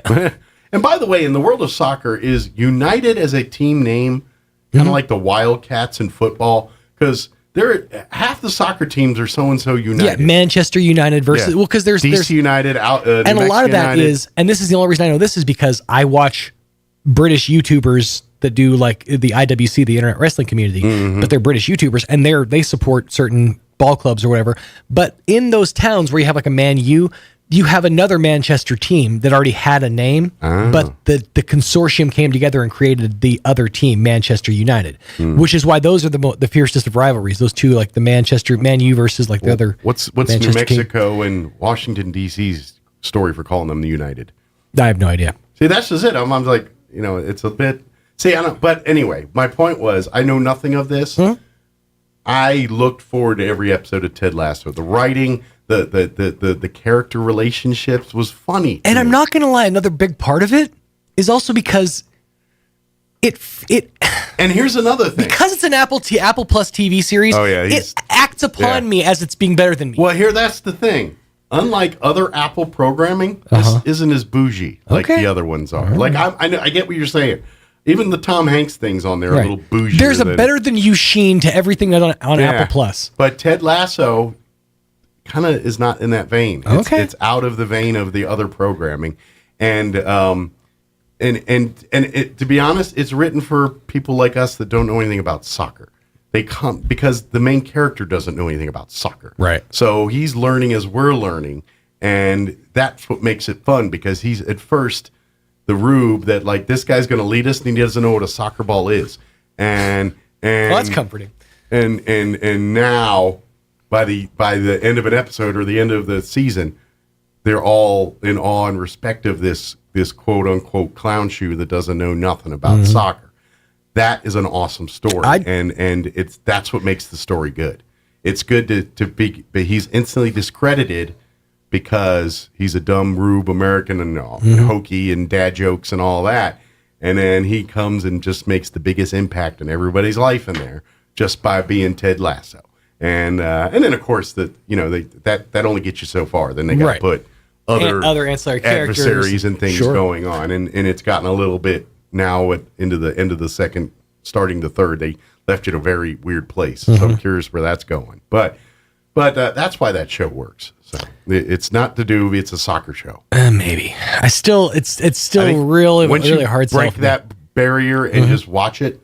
I think you're going to be like, dang it, this is a good show, and I want to see what happens next time. Now I need to know. Gosh darn it. Yeah, you're going to be into it. Yep. Because begrudgingly, of course. It is 8:17. We're going to replay our interview we had, I believe it was Thursday. Adrienne Ragsdale joined us from the Eastern New Mexico State Fair. Yep. And she came on to talk about the fair parade, which is in a couple hours, concerts, which they start tonight, and the carnival and all that, which starts later today, or restarts later today. That's right. They had the preview weekend Friday and Saturday, which I hear tell had good turnouts there. And they took a little carnival siesta yesterday to get ready for this week. A carniesta. Now, as mentioned, tomorrow, fair admission $10 more, $22, but includes a free bracelet with it. So if you're going to ride, tomorrow is your day to do it. Yeah. Free parking, $22 admission, that gets you your bracelet, and you can ride till the cows come home. There you go. Well, the cows are already there, so. And you'll save a few bucks to buy some stuff, various meats on sticks. Yeah. That saves you $25. There you go. That's a couple meats on sticks, I think. Not too shabby. Or a trip to the ice cream shop. That's right. Or two. Yeah. Put that money to good use elsewhere. That's right. Your belly. $25. That buys you like one turkey leg. That's right. In this day and age. Right? It is 8:18. Let's get you up to date on the weather. There's moisture this week, which I'm happy but not happy. It's a little... Maybe we can schedule our moisture around various events, but here's your weather. I'm meteorologist Steve Hamilton with your Pecos Valley weather. Looks like we have some moist air coming into the area by tomorrow, and that might bring us a few showers. Today will be mostly sunny, though. A little bit breezy, especially in the afternoon. Our high in the low 80s and lots of sun. A few clouds coming in for the overnight hours and our low in the mid-50s. And then we'll start off Tuesday with sunshine, our high going into the low 80s. Afternoon thunderstorms. That's your latest forecast. I'm meteorologist Steve Hamilton. Thank you, Steve. Currently, actually, I need to refresh. I was just checking that. Yep, there we go. Currently 62 degrees here in Roswell. Humidity is at 50%. Winds are calm at the moment. Weather-wise, I mean, we do have rain chances, which we always need moisture. We'll never complain, but hopefully they spread it out so it doesn't mess up folks' fair time here. But today, beautiful. Mostly sunny. 81 for a high today. Winds will be out of the south, 5 to 10 this morning, picking up 10 to 15 for this afternoon. Partly cloudy tonight with an overnight low of 56 degrees. Winds out of the south, 10 to 15 miles per hour. Tuesday, there is a 20% chance for some showers and thunderstorms tomorrow afternoon. Otherwise, partly cloudy, high of 82. Winds will be out of the south, 5 to 10 miles per hour. Tomorrow night, unfortunately, our chance of rain bumps up to 40%. Mostly cloudy, overnight low of 57, southwest winds 5 to 10 miles per hour. For Wednesday, we could get wet. There is a 50% chance of showers and thunderstorms, mostly cloudy, highs of only 74 on Wednesday, winds out of the north 5 to 10 miles per hour. 40% chance of rain Wednesday night, mostly cloudy, overnight low of 57. Thursday, we're looking at a 40% chance of showers, partly cloudy, 75. But I think it'd be real nice out at the fair when it's not raining. It should be beautiful, like walking around, a little overcast. Should be great. Thursday night, we're looking at a 30% chance of rain, mostly cloudy, 57. Friday and the weekend we do have rain chances, but they're much less significant. Friday, a 20% chance of showers, partly cloudy and 76, 20% for Friday night as well, mostly cloudy, overnight low of 55. And then for the weekend, Saturday, our big final day out at the fair, 20% chance of showers, mostly sunny and 74.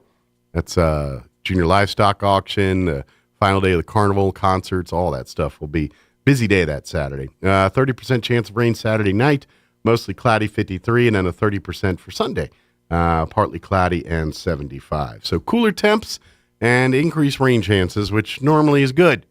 But this week, let's tamp them down. Just maybe overnights or times when people aren't out at the fairgrounds. We're taking orders. All right, it is 22 minutes after 8. We're going to take a 2-minute break, and then we're going to play our interview we had with Adrienne Ragsdale with Eastern Mexico State Fair, talking about parade, talking about concerts, all that good stuff. That's up next. Don't go away. There's at least one thing most New Mexicans agree on. Our schools have a long way to go. That's why Governor Michelle Lujan Grisham is breathing new life into public education with initiatives that support our children from their first baby steps to promising career paths.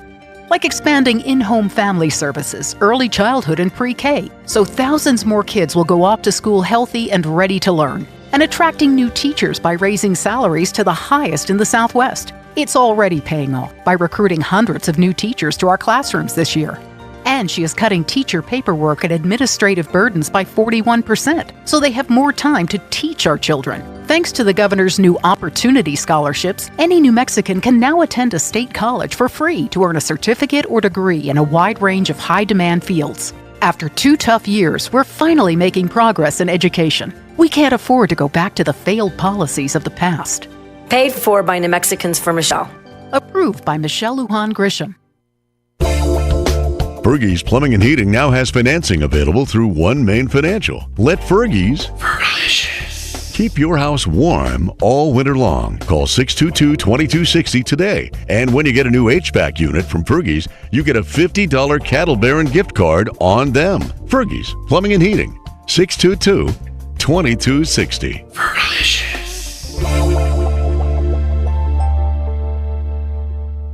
If you need a Kubota that works and plays hard, stop looking. You'll find everything you need at Amigo Machinery. When it comes to tough Kubota tractors, mowers, construction equipment, and utility vehicles, all with low-rate financing, Amigo Machinery is your one-stop shop. We are passionately committed to providing our customers with the highest quality products, most innovative solutions, and services delivered with integrity and professionalism. Stop by Amigo Machinery in Roswell or see us online at amigo-machinery.com. Here's a Mornings with Mike Winters fun fact. The ball on top of a flagpole is called a truck. Mess with your friends today by pointing at a flagpole and say, "Hey, check out the truck on top of that flagpole." Here's Mike Winters. And good morning. I'll talk to you later. Good morning. It is 9:20. It happens when you're in the middle of a conversation and then you're like, oh, you got to go back to the show. How inconvenient. Just kidding. Good morning. It is 24 minutes after 9 o'clock. And joining us here in studio to talk Eastern New Mexico State Fair with us, Adrian Ragsdale back with us. How are you today? Good morning. I'm doing good. Good. Well, I guess it was about a year ago we talked to you talking to fair, so we're back again talking fair. Yeah, it's that time. So, of course, we've kind of given people, updates about everything that's going to be happening out at the fair this week, and we've been talking about the various shows, turn-in times from everything to the home ec side to the livestock stuff. But I know the part most of us come out to the fair for is for the fun side, the carnivals, the entertainment, all the things that kind of just make us that's the stuff that brings us there, and then you hopefully come and learn all the livestock shows and stuff. But the draw is our entertainment, the music, the rides, all the fun side of the fair. So we're going to talk all about that now. So all right, good deal. First thing, and I've said this a bunch of times, but want to remind folks, even though the Eastern New Mexico State Fair officially will start Monday with the parade and everything, Monday morning, we'll talk about the parade here in a minute. But unofficially, it'll start tomorrow. They're going to have a sneak peek preview carnival weekend tomorrow and Saturday out at the fairgrounds. During that time, that's the only thing open, though. The commercial building, the local vendors, the education building, all those parts aren't going to be open. Just the carnival and the carnival food that they have there. So, which is a lot. There's going to be a lot there to do. But if you're looking for all the other fair stuff, that won't start till Monday. Correct. But if you want to ride rides and eat corn dogs and things like that, come on out Friday or Saturday and get a preview. Right. The carnival opens at 4 o'clock tomorrow afternoon. 4 p.m. Okay. 4 p.m. And then Saturday at noon, and it's $35 wristbands for all the fun you want. Ride till you can't eat any more corn dogs. That may not be very long for some. Depending on, and your ride selection, obviously. If you stick to the more lower ones, and so you probably can eat more. But the things that spin you around or shoot you up somewhere, then those are probably a little less on that. But underway, 4 p.m. tomorrow, carnival, game on. Come on out, have some fun. And then they go till noon on Saturday till, what, about 8 or 10 or something? Usually, about 10. Yeah, till about 10 o'clock. Everything will be closed down to the public on Sunday as the livestock starts moving in, Right. the vendors start moving in, all that starts happening. And then Monday, it's game on officially. It is. The parade will start rolling down Main Street at 10 o'clock Monday morning. Yeah. So I'm going to ask a dumb question. Ah. I know we're days away, but if someone wanted to get in the parade right now, is it still a possibility, or are we too late? Yes, but don't tell anybody. Okay. Of course. If there is, I mean, it's busy the fair sneaks up on people every Sure, year. absolutely. If you have a group that needs to get in, you can call the fair office. I will let you in. Yeah. You're not going to be at the front, but you will be We in will the get parade. you into Correct. the parade. Very good. And for folks that are new to the area, not familiar, the Eastern New Mexico State Fair Parade, I think it's safe to say is probably the biggest parade we have here in Roswell each year. I mean, we have some great parades in here, but as far as sheer size of the parade, as amount of people participating, you got to tip the cap to the Eastern New Mexico State Fair Parade. It is a big It's parade. a big parade. And it'll start at 10 a.m. Monday morning. The parade route, it's traditional like they do every year. They assemble at the Wool Bowl parking lot there, and then they'll get out on College and get onto Main Street off of College and then head south to Summit, which is now the Ashley Home Store, the artist formerly known as Sears, back right there. Right. So if you line up anywhere on Main Street between Summit there on the south end and College on the north end, you're going to see the parade. Absolutely. The judges, and if there's any kind of show that's a part of a float, that will all be right in front of the courthouse, the Chaves County Courthouse lawn. So if you're wanting to see that kind of stuff, you probably want to get around 2nd, 3rd Street, 4th Street, somewhere in that ballpark. But if you're like, I want a little elbow room, I want a little room to put out my chairs and spread out a little bit, maybe a little farther north towards College or farther south towards Summit, you'll find maybe a better spot for you to kick back and watch the parade. All of our participants usually perform along the parade route, Yeah. but they definitely do a little extra for the judges. Yeah, they're downtown, hamming it up for the so, judges yeah. there because they're competing for prizes, for the Right. trophies. So if you want to see all that, you probably want to. And pro tip, that area packs early. So if you're trying to get a prime spot, get there early in that area. However, like I said, if you're late or you got to work and they don't let you out till 9:30 or whatever to go to get you a parade spot, anywhere along Main between College and Summit, you're going to you're going to see everything you see Absolutely. there. Yeah, and you might even get better shots at like candy and things when because there's going to be a lot more people wanting the candy downtown, but you catch them north, you might get in like the early pickings. If I'm just trying to pick, priorities here, for Right. folks. But as of right now, how many?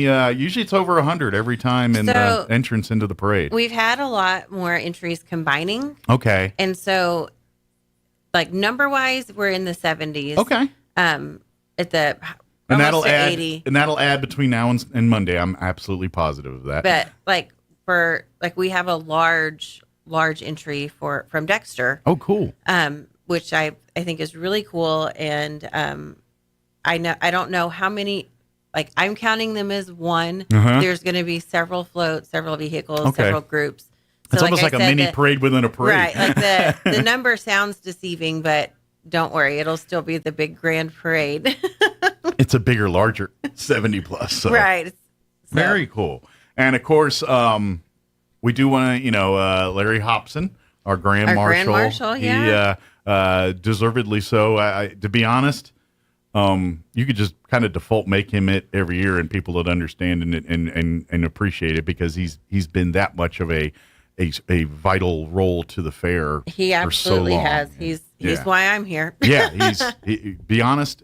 If there was ever one person or one family that you said weren't here and it may not be a fair, that would be the Hobson family, Larry Right. and his wife and everything. That Larry they do and Judy have so really much. poured their heart and time and family into the Eastern New Mexico State Fair, Yeah. and it's grown into a beautiful thing. So I'm guessing they will be at the place of honor in the front of the They parade will this be year. leading the parade. Good Yes. deal. Excellent. And so, they have some fair friends and family that are going to be with them. So good deal. should be neat. So they won't be alone. No. They'll have to stack up in the car there. Right, we're having to really convince Larry that he can't get out and walk and talk to everybody and shake hands like he wants to. I know.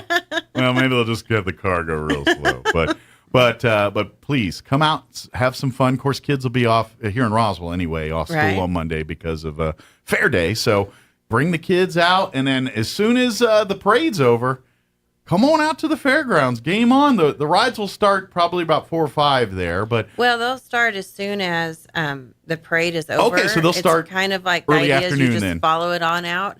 Okay. The gates will be open and And usually parade and everything wraps up. I mean, all said and done, usually around 1-ish when, kind of everybody gets through and it takes a while to move a parade that big. It does. It does. It takes about an hour for everybody to get out of the parking lot. So I figure by about 1-2 in the afternoon, everything should start opening up as far as the rides and everything like that. They'll be doing livestock shows already during that time and everything else. So if the rides quite aren't open yet, then walk on over to the educational building or the livestock show ring and see some of that stuff. Or will the commercial building open early that day too? Yes. Okay. The commercial building will open at 1. So you can go there or swing by and get some ice cream from the ag folks there. I know. All the treats. I always star that little booth right in front of the commercial building. I don't care. I could be like dying. And I'm like, no, we got to get ice cream. It's a quality product they have. I do not miss that. So now, once you're there at the fair, don't forget, there's a full week of entertainment going on. Every night there's concerts and things happening out at the fair. Of course, like every fair, there's your daily shows that happen every day, and we'll talk about some of those. But then we've got some great concerts. I know, of course, the Friday night shows kind of the big draw, but as Sean was mentioning in the first hour, Thursday night, Frank Ray with Bree Bagwell, that's another one of those that you're like, you might not get to see that here again because no one's going to be able to afford them because they're going to be big stars. I think Frank and Bree will always come back to New Mexico, You think but so? I don't know if they'll always come back to Roswell. Gotcha. I gotcha. And in this kind of venue, we're really excited. They're both Las Cruces people, incredibly talented, and Frank is in Nashville now and really, really hitting it big. He's such a nice guy, great guy, and just loves what he's doing, and you can feel it and hear it in his music. Absolutely, and so please, just don't wait. Oh, I'm going to wait till Friday for Colby Cooper and all. Because, do that. Come out for that. Come out every night. But you're going to miss out on some awesome entertainment if you're just holding out for him on Friday night here. He's already blowing up. So we're probably lucky to have him now. We are. I'm very excited that we have Frank Ray coming. Like I said, he's got a pretty busy schedule, but he fit us in. Yeah. So it worked out. But first let's talk about the daily entertainment. Talk about the different shows that are going to be available every day and mostly in the commercial building, but each day out at the fair this year. So in the commercial building this year, we have the NASCAR experience. Yeah. And it is a full, legit NASCAR vehicle. Okay. It's a simulator. Right. So it's the same thing that NASCAR drivers use to train in. Okay. And you can hop in and do a few laps. Drive and cool. check. There's a pit crew experience too. Nice. And it's a really interactive, neat thing that will be available all day. Cool. While the commercial building is So open. have you ever thought you watch NASCAR on Sunday and you're like, I could do that? Well, let's see. Come out to the fair and try. It'll rattle you and have all the noises and just feel like you're driving a NASCAR. Good deal. I think it's really cool. When you wreck it, you won't have any issues or any health issues or money. Or a big bill to pay after you wreck that expensive car. So cool. So that's going to be going on all week, and that's just one of several things that are going on. Right. Like I said, that'll be in the commercial building the whole time the commercial building's over. That event will be available. Cool. We have Mythic Creatures this year, which is a dragon. Okay. With a rider. Okay. And he's very interesting looking, and he'll be cruising around our fairgrounds to visit with people. Okay. Kind of like when Rocket the Robot in years past would kind of visit and say hi to folks. Right. Now we got this mythical dragon. Right. We have a dragon this that's time. going to be visiting. I feel like a dragon's way bigger than a robot. You know, I haven't seen him in real life, but I think he's pretty impressive. He's a little bit scary, but also not. I mean, you know, it's not like think of like Pete's Dragon or Puff the Magic Dragon from back. The kids are like, who are these people? But adults would know who they are. I know. I'm like, I don't know if it's for kids or adults. With all the Game of Thrones hype. I'm okay, like, that's true. It's kind of cool. We've got a dragon. It's cross generational, right? Very cool. So be on the lookout for that throughout your time when you're out at the fairgrounds. Yes, he'll be roaming around the grounds. Okay. Throughout the week. There's some more too, isn't there? And then we have Dan the Farmer Man. That's right, Dan the Farmer Man, who is very popular. He has a kind of an agricultural based comedy, entertainment, informational, educational show that he does, and then he has a little truck that he drives around. And nice. So we'll have the NASCAR will be in the same place, obviously, the whole time. But the other things Dan has its home base, but he'll also cruise. Okay, so like he'll do his shows at his home base there, right. But he'll be out and about, walking around, interacting, and doing little probably skits and he has a little truck to drive, so it's pretty cute. Yeah, that'll be fun. So be on the lookout for those. And again, I do want to stress to you that for now we're about to shift to talking about the nightly concerts here, but all the concerts, all these shows we're talking about, that's included with your admission into the fair. You're not paying extra to go see these concerts.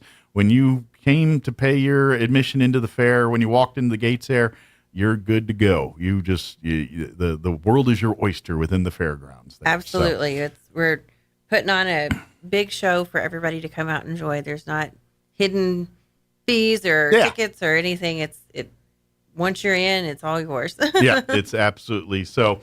So let's start. Where do we want to start? I guess probably chronologically here. All right. Monday, what's on tap for Monday? So Monday is we're just taking it all in. Gotcha. Welcome to the fair. Right. We don't have a musical performance that night. Okay.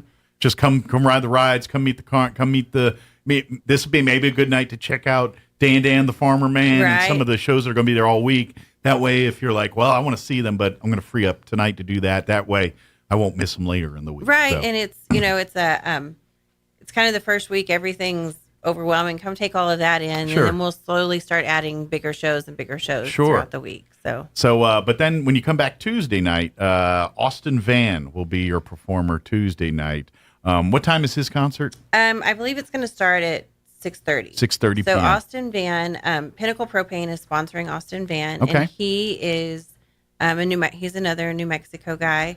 He's kind of from the Southwest right now, but he opened up for Neil McCoy a couple weeks ago. Nice, okay. And he had everybody dancing all night long. Nice. He has a great voice, kind of an old soul kind of vibe. Is his country the red dirt style, or is it more traditional? I know there's like these subgenres now, and they get a little in the weeds to me. I would say he has his original music, and then he does a lot of old country. So if you're kind of a fan of more older country stuff, you're probably going to like and Austin. He does it well. Good deal. It so well. So if you're a classic country fan, you're probably going to dig Austin Van. Right, and he does. He mixes in some newer, favorites and stuff like that. But if you kind of miss the old country sounds, you're like, get that rekindled with Austin Van. Yeah, he's a young guy with a just solid kind of older sounding old soul. Voice. Yeah, he is. He's definitely young man with an old soul. He is.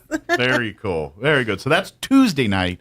And like I said, about 6:30, that's when those concerts will get underway. Again, if you're into the fair, you got paid to get in, you're good to go. Just mosey on over to the concert area there. Right. And then Wednesday night, Brothers Walker will be your entertainment. And about the same time, about 6:30 each night here. Talk a little bit about the Brothers Walker. So Reed and Stevens is sponsoring the Brothers Walker. And Brothers Walker is a Christian brother duo. Okay. And they were on The Voice. I believe they were on Team Usher. Okay. And so they got some notoriety here if you're a Voice fan. They have, and they just put on just a good family show. Gotcha. It's, like I said, it's Christian based. It's not, we're not. Is it like contemporary or country? It is, and it's fun and happy music Gotcha. too. You know, Okay. it's not gospel. It's just kinda like a gets you up poppy, and- feel good kind. Adult contemporary is probably gets the you up, just category good it's in. praise music and Yeah. but they're I think that they're really have a really clever show. It's Okay. really it's nice. I'm imagine it's when you get, especially when you get like the brothers here, the personalities come out, and I think the show is probably as much about the personalities as it is the actual songs they're singing. You Right, know what I mean? and they sound great as Good well. deal. You know, I think that they're I don't want to miss anything this year. It's hard to pick and choose to just go to them all. Right. So, but that'll be Wednesday night again about 6:30. Right. Brothers Walker will take over the stage there. And then we kind of previewed Thursday a little bit, but we'll Right. expand upon that. Frank Ray with Bree Bagwell will be at the fair Thursday night, again about 6:30, and same kind of deal here. You know, everyone's talking about Colby Cooper Friday night, but Frank Ray it's going to be a lot harder to see him for the price of an Eastern New Mexico State Fair ticket after this It week. is. It what we're might be trying to harder tell you. to see him for that price now anywhere. But, Exactly. But yeah, Bree will open up for Frank, and Bree Bagwell's killing it too. She's really getting real popular, and she puts on a fantastic show. And I'm interested to see, it's fun to watch people from this part of the country shine too. Yeah, absolutely. Because it's we take a little ownership in that. As I'm very proud. Yeah. That they're New Mexico people. As a New Mexican, you're like, hey, these are our people. These Right. are our. They chewed the same we dirt have we some did. crazy talent here. Yeah, and so it's great to see a national stage appreciate what we've been appreciating Right. for a while now. Right. So if you want to appreciate it one more time without spending some major coin, come on out to the fair this week and come out Thursday night for that concert. Right, and both Frank and Bree are active on TikTok. They post, personal, really personal things, not just promoting themselves. I mean, I think, like I said, I feel like I know them really well now. Yeah. Which is I know we live but, in it's fun. I know we live in a more modern age where people get music different than they do back when let's just say younger. When we were younger. Will these artists have tables set up if you want to buy albums and things, or is it more done digital now? No, they'll have a merch table. I don't know if they'll have albums. I know that they'll have T-shirts and whatever swag they want. Yeah. Okay, but I didn't know if you can get because some of us still like to buy a CD every once in a while. Records are popular. They always have that. They'll never go away because there's always that collector's vibe to vinyl. Yeah. Listening to music on a record is a different experience. There's a different sound, that comes off, and it's nostalgic for many. Yeah, it's and like things. a whole event in itself. So I don't think, but unfortunately, the generation I grew up in with the tape deck and the 8-track player, and later the CD, those kind of went the way of the dodo. So. Yeah, it's not as fun to put in a CD as it is to put the record in or put it on. I wish they invested more science into 8-track technology. I feel like they could have took that somewhere, but. Another story for another time. I know. But so if you want to get some swag from these folks, and I'm sure to get their music and stuff, they'll have ways to get it digitally or online some way or shape or form.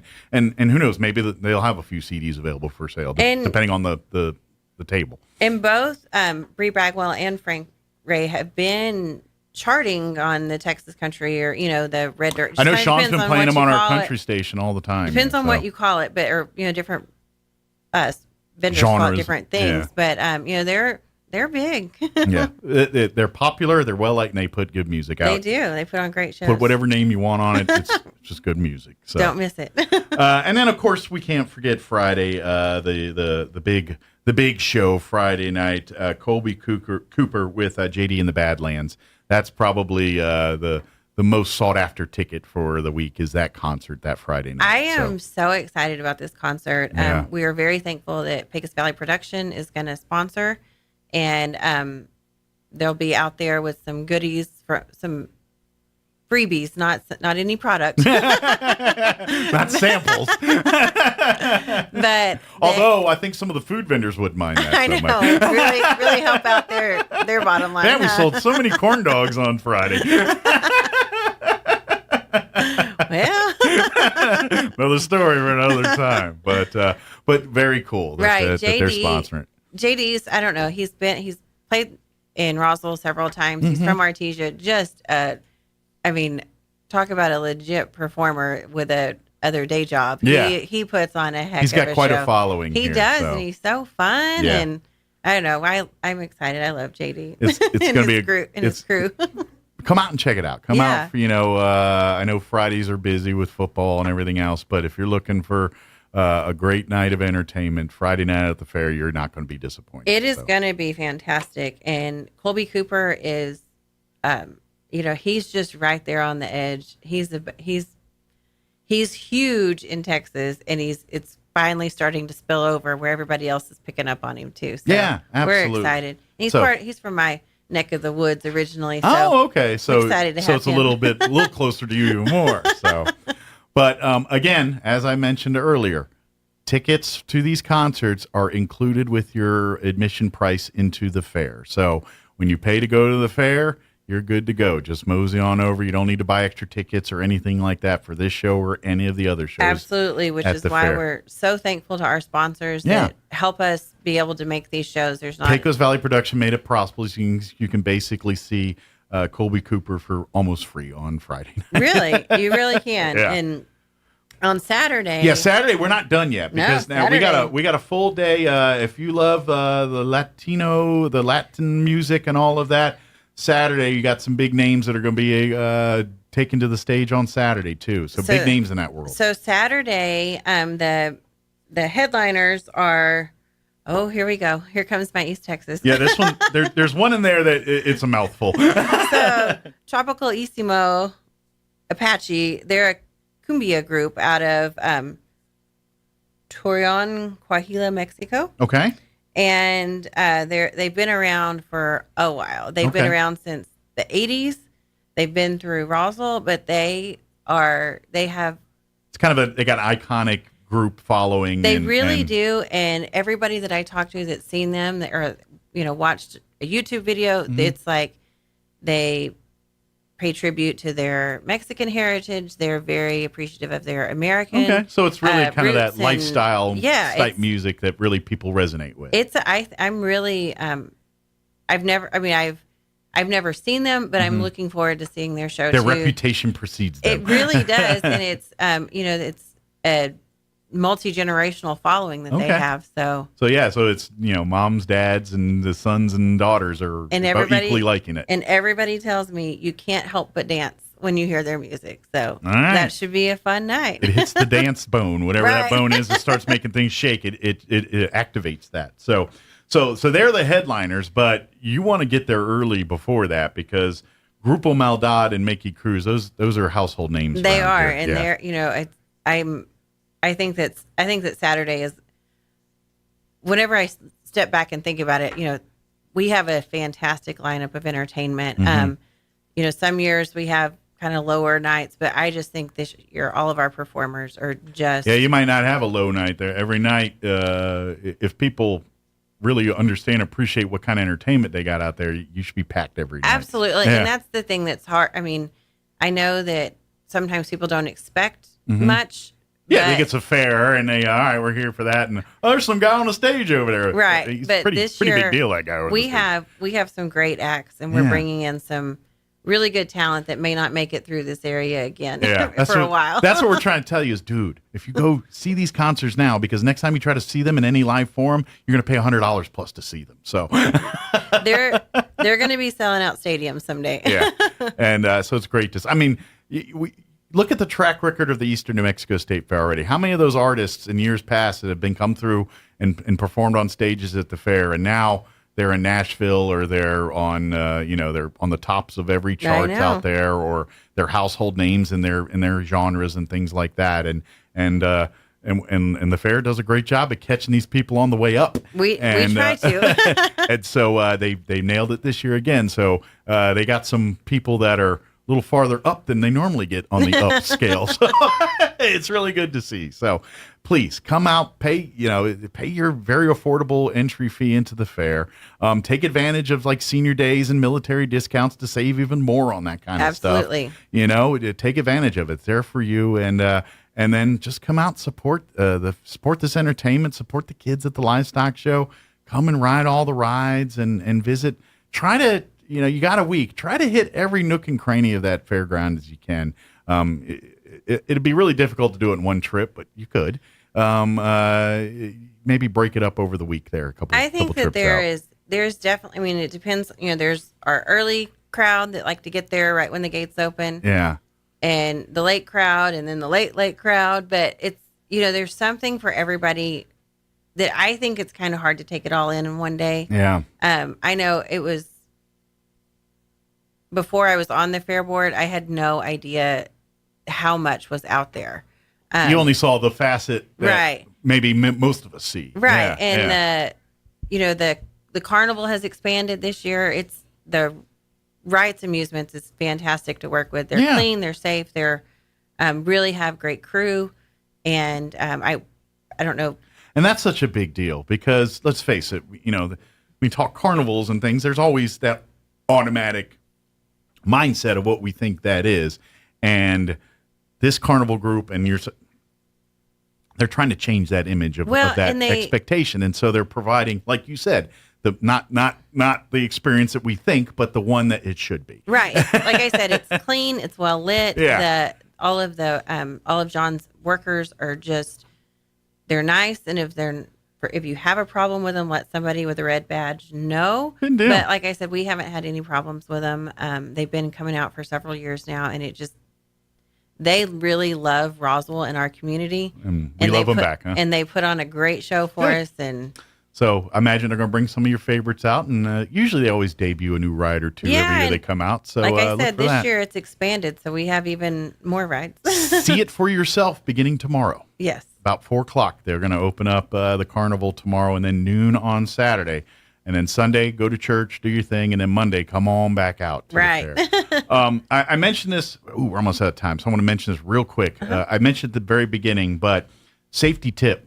Parents, before your kids walk into the fairgrounds, take your smartphone out and take a picture of them right before they walk into the fair. That way, if, God forbid, because it always happens every year, we get a couple kids that get lost, and we have to do and they've got a great protocol and procedures. But if you take that picture right before they walk in and then you guys get separated, when it comes to looking for your child again, you can say, this is what they look like. They're wearing this right now.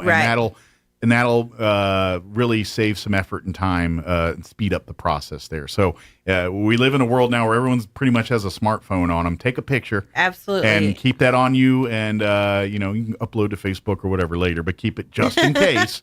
You need to use that to help people locate your child. Right, and explain to when you walk straight into our gates, if you would walk straight through, the office is straight back, and show your kids where the office is and let them know that's the safe place to go. Yeah. And then if they get separated, you'll find them there. Another good idea I hear and like a lot is have your family meeting before you get having fun and busy and say, okay, if we get separated and we lose each other, let's make a plan to all meet at some landmark there. Right. Ferris wheel, the ice cream shop, whatever you guys want to pick. But pick that. Like, we get lost, all head there, and then we'll regroup right there. So that come up with a plan. That's all I'm saying, because we know it happens. There's little kids and a lot of shiny, fun things, and you get distracted. Next thing you know, the kid's gone. It happens every year, and the fair and the police and the security do an amazing. They've got an amazing set of procedures that they enact whenever this happens. We do, and we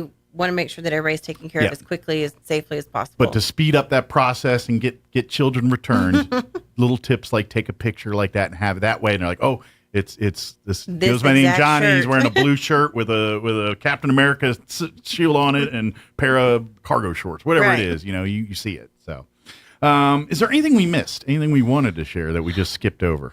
Not that I know of. Check our Facebook page, check our website. We update it regularly. Absolutely. We have some kind of, not theme, but we have some promotional nights. Yeah. And I think we're going to have some people, maybe even some next week, talking like Senior Day and all that stuff, which is Wednesday, if I remember. Yes, Wednesday is Senior Day. I don't have the book in front of me. I'm just on top of my head. This year we do have a trolley to help move people from the parking lot to the arts and crafts and kind of get them into the fairgrounds a little bit easier, make it a little bit more accessible. Yeah. They can't afford the monorail yet. Give it a few years. I know. We're very thankful to Crumland, who has this really cool trolley. Yeah.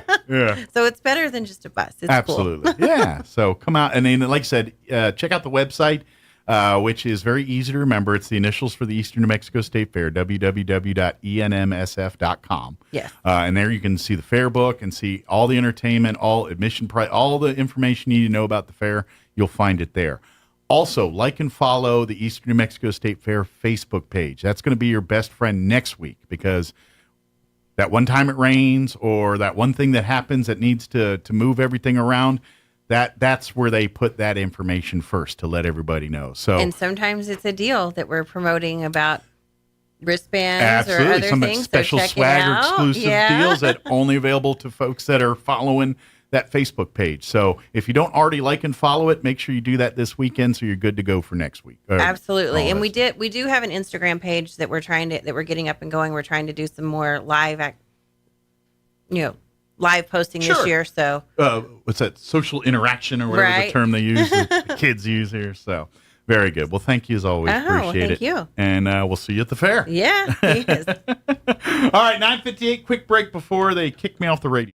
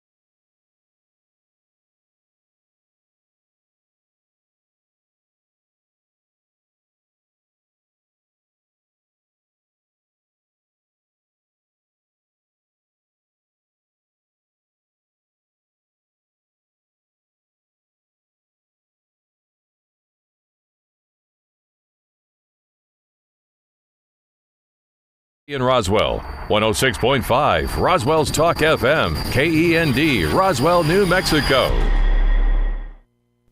And good morning. It is closing in on 9 o'clock.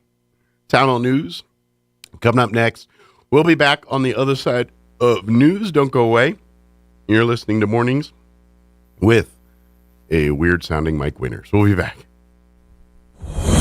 News this hour from townhall.com. I'm Rich Thomason. The cost of recovery from Hurricane Ian expected to run into the tens of billions of dollars.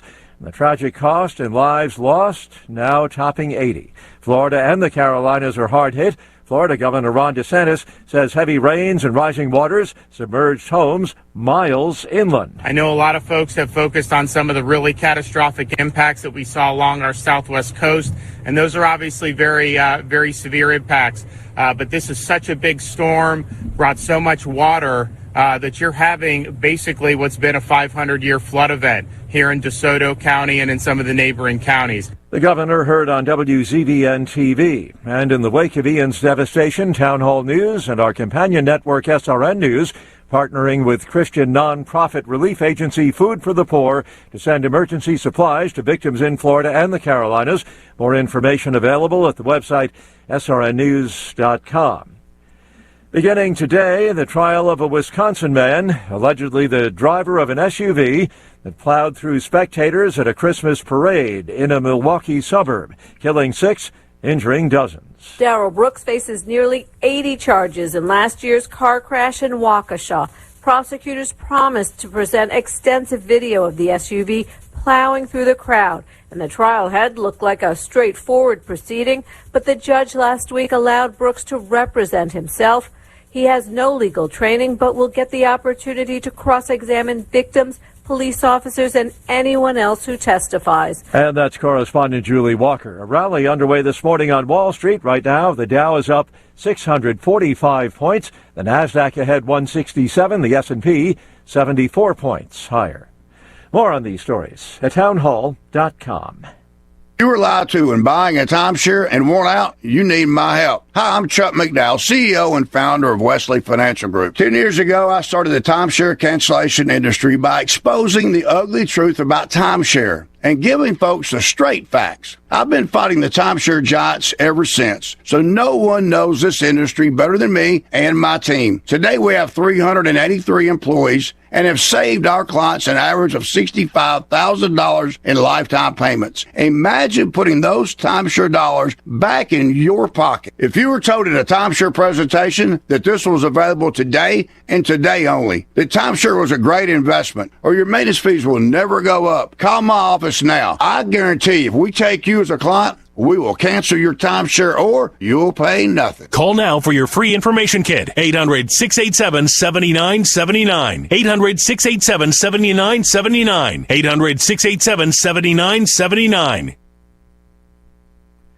Prime Minister Narendra Modi has launched 5G services in India, calling it a step toward the new era. The government says the launch in select cities will cover the entire country over the next couple of years. Bharti Airtel is rolling out its 5G services in 8 cities and has set March 2024 as the deadline for countrywide coverage for as many as 5,000 towns. Reliance Jio Telecom Company plans to start from 4 metropolitan areas in October and hopes to reach most cities and towns in 18 months. That's correspondent Jeremy House. It is the same old playbook with Iran's supreme leader blaming the U.S. and Israel for recent demonstrations that have rocked the Islamic Republic. In reality, those protests were prompted by the death of a 22-year-old woman who was being held by police. She was detained by Iran's so-called morality police. News and analysis, townhall.com. Another long-time source of energy, this one in the Southwest, has been shuttered. A coal-fired power plant in New Mexico that provided electricity to millions of people in the Southwest for 50 years has been shut down. The closure of the San Juan generating station follows years of legal battles by environmentalists and pressures aimed at curbing so-called climate change. The reality of the closing? Hundreds of good-paying jobs are gone, along with tens of millions of dollars in annual tax revenue. Greatly affected the large Navajo community. Jason Walker reporting. $3.80 a gallon. That's AAA's national average for gasoline as of this morning. And the Auto Club says prices are on the rise again as supply tightens and demand increases. As is often the case, pump prices significantly higher in California. More on these stories, townhall.com.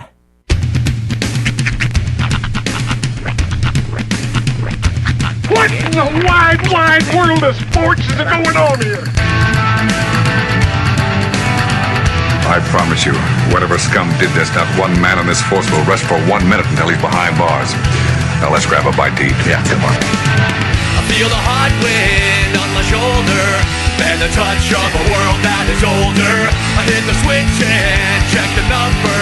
I leave it on and then I slumber. I hear the rhythm ringing through it. Flamenco guitar and cumbia music.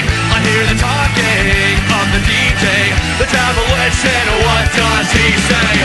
I'm on a Mexican radio. I'm on a Mexican radio. Broadcasting live from high atop the J.P. White Building in downtown Roswell, New Mexico.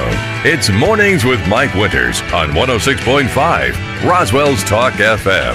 Is that what I sound like when I talk? Now, here's your host, Mike Winters. And good morning. It is 6 minutes after 9 o'clock. Welcome to hour number 3. Crazy Paranormals. Mornings with Mike Winters, right here on 106.5 Roswell's Talk FM. Happy Fair Day, everybody. Mike is hot. Like physically hot? Like hot. Yeah, it's like a hot mic, I know, but it's also it's warm to the touch right here. I pull back of the curtain for those who don't watch the video. Sometimes I push my glasses up on the microphone here. As I did, I just felt the muff of the mic had a little warmth kicked off of it. I wonder why. That's weird. Spitting fire. Had a hot spot. It's like a pancake. You might want to get that checked out, Mike. Not you. This Mike. MIC. MIC, not MIK. Yes, none of that one. So, happy Fair Day, everybody. That's right. The parade is less than an hour away. Less than una hora. So if you're going to get a good spot, you got to go now because the hot spots are getting filled up. I haven't looked at the parking lot back here, but usually that is pretty full right about now. According to I was chatting with our guests here, kind of getting a lay of the land out there, and said, yeah, it's getting full out there. They're starting to block off the side streets between College and Summit, basically. There's only a few places I've ever lived in my life. Well, period is the end of that sentence, but also where you can say, as an actual description of a time of the year, it's getting thick out there. It's getting thick with people out there. It is. Mm-hmm. It is it's nice to see the throng gathers. Yes, but now is the time to get your spots. Mm-hmm. If you don't like people or being next to them, yep, I get that. Don't go to the parade. Well, you probably don't want to pick a spot around the courthouse lawn because that's where the popular is. If you want to be where all the action is, then you want to be at the courthouse lawn. But if you're like, dude, I just want to see the parade, I want to sit in my little lawn chair, just watch all the parade go by and not have a bunch of people, near me. Yeah. If you're like that, then pick spots farther north, closer to College, or farther south, closer to Summit. I'm always amazed by the ones who line up along College.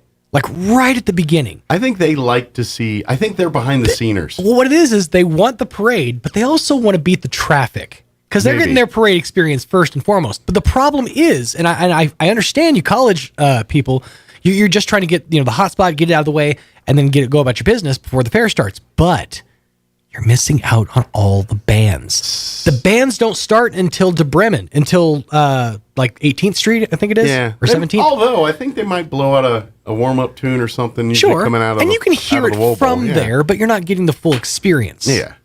I would say there might be some of those like, hey, I'm trying to get a good, so I can get out of here easy.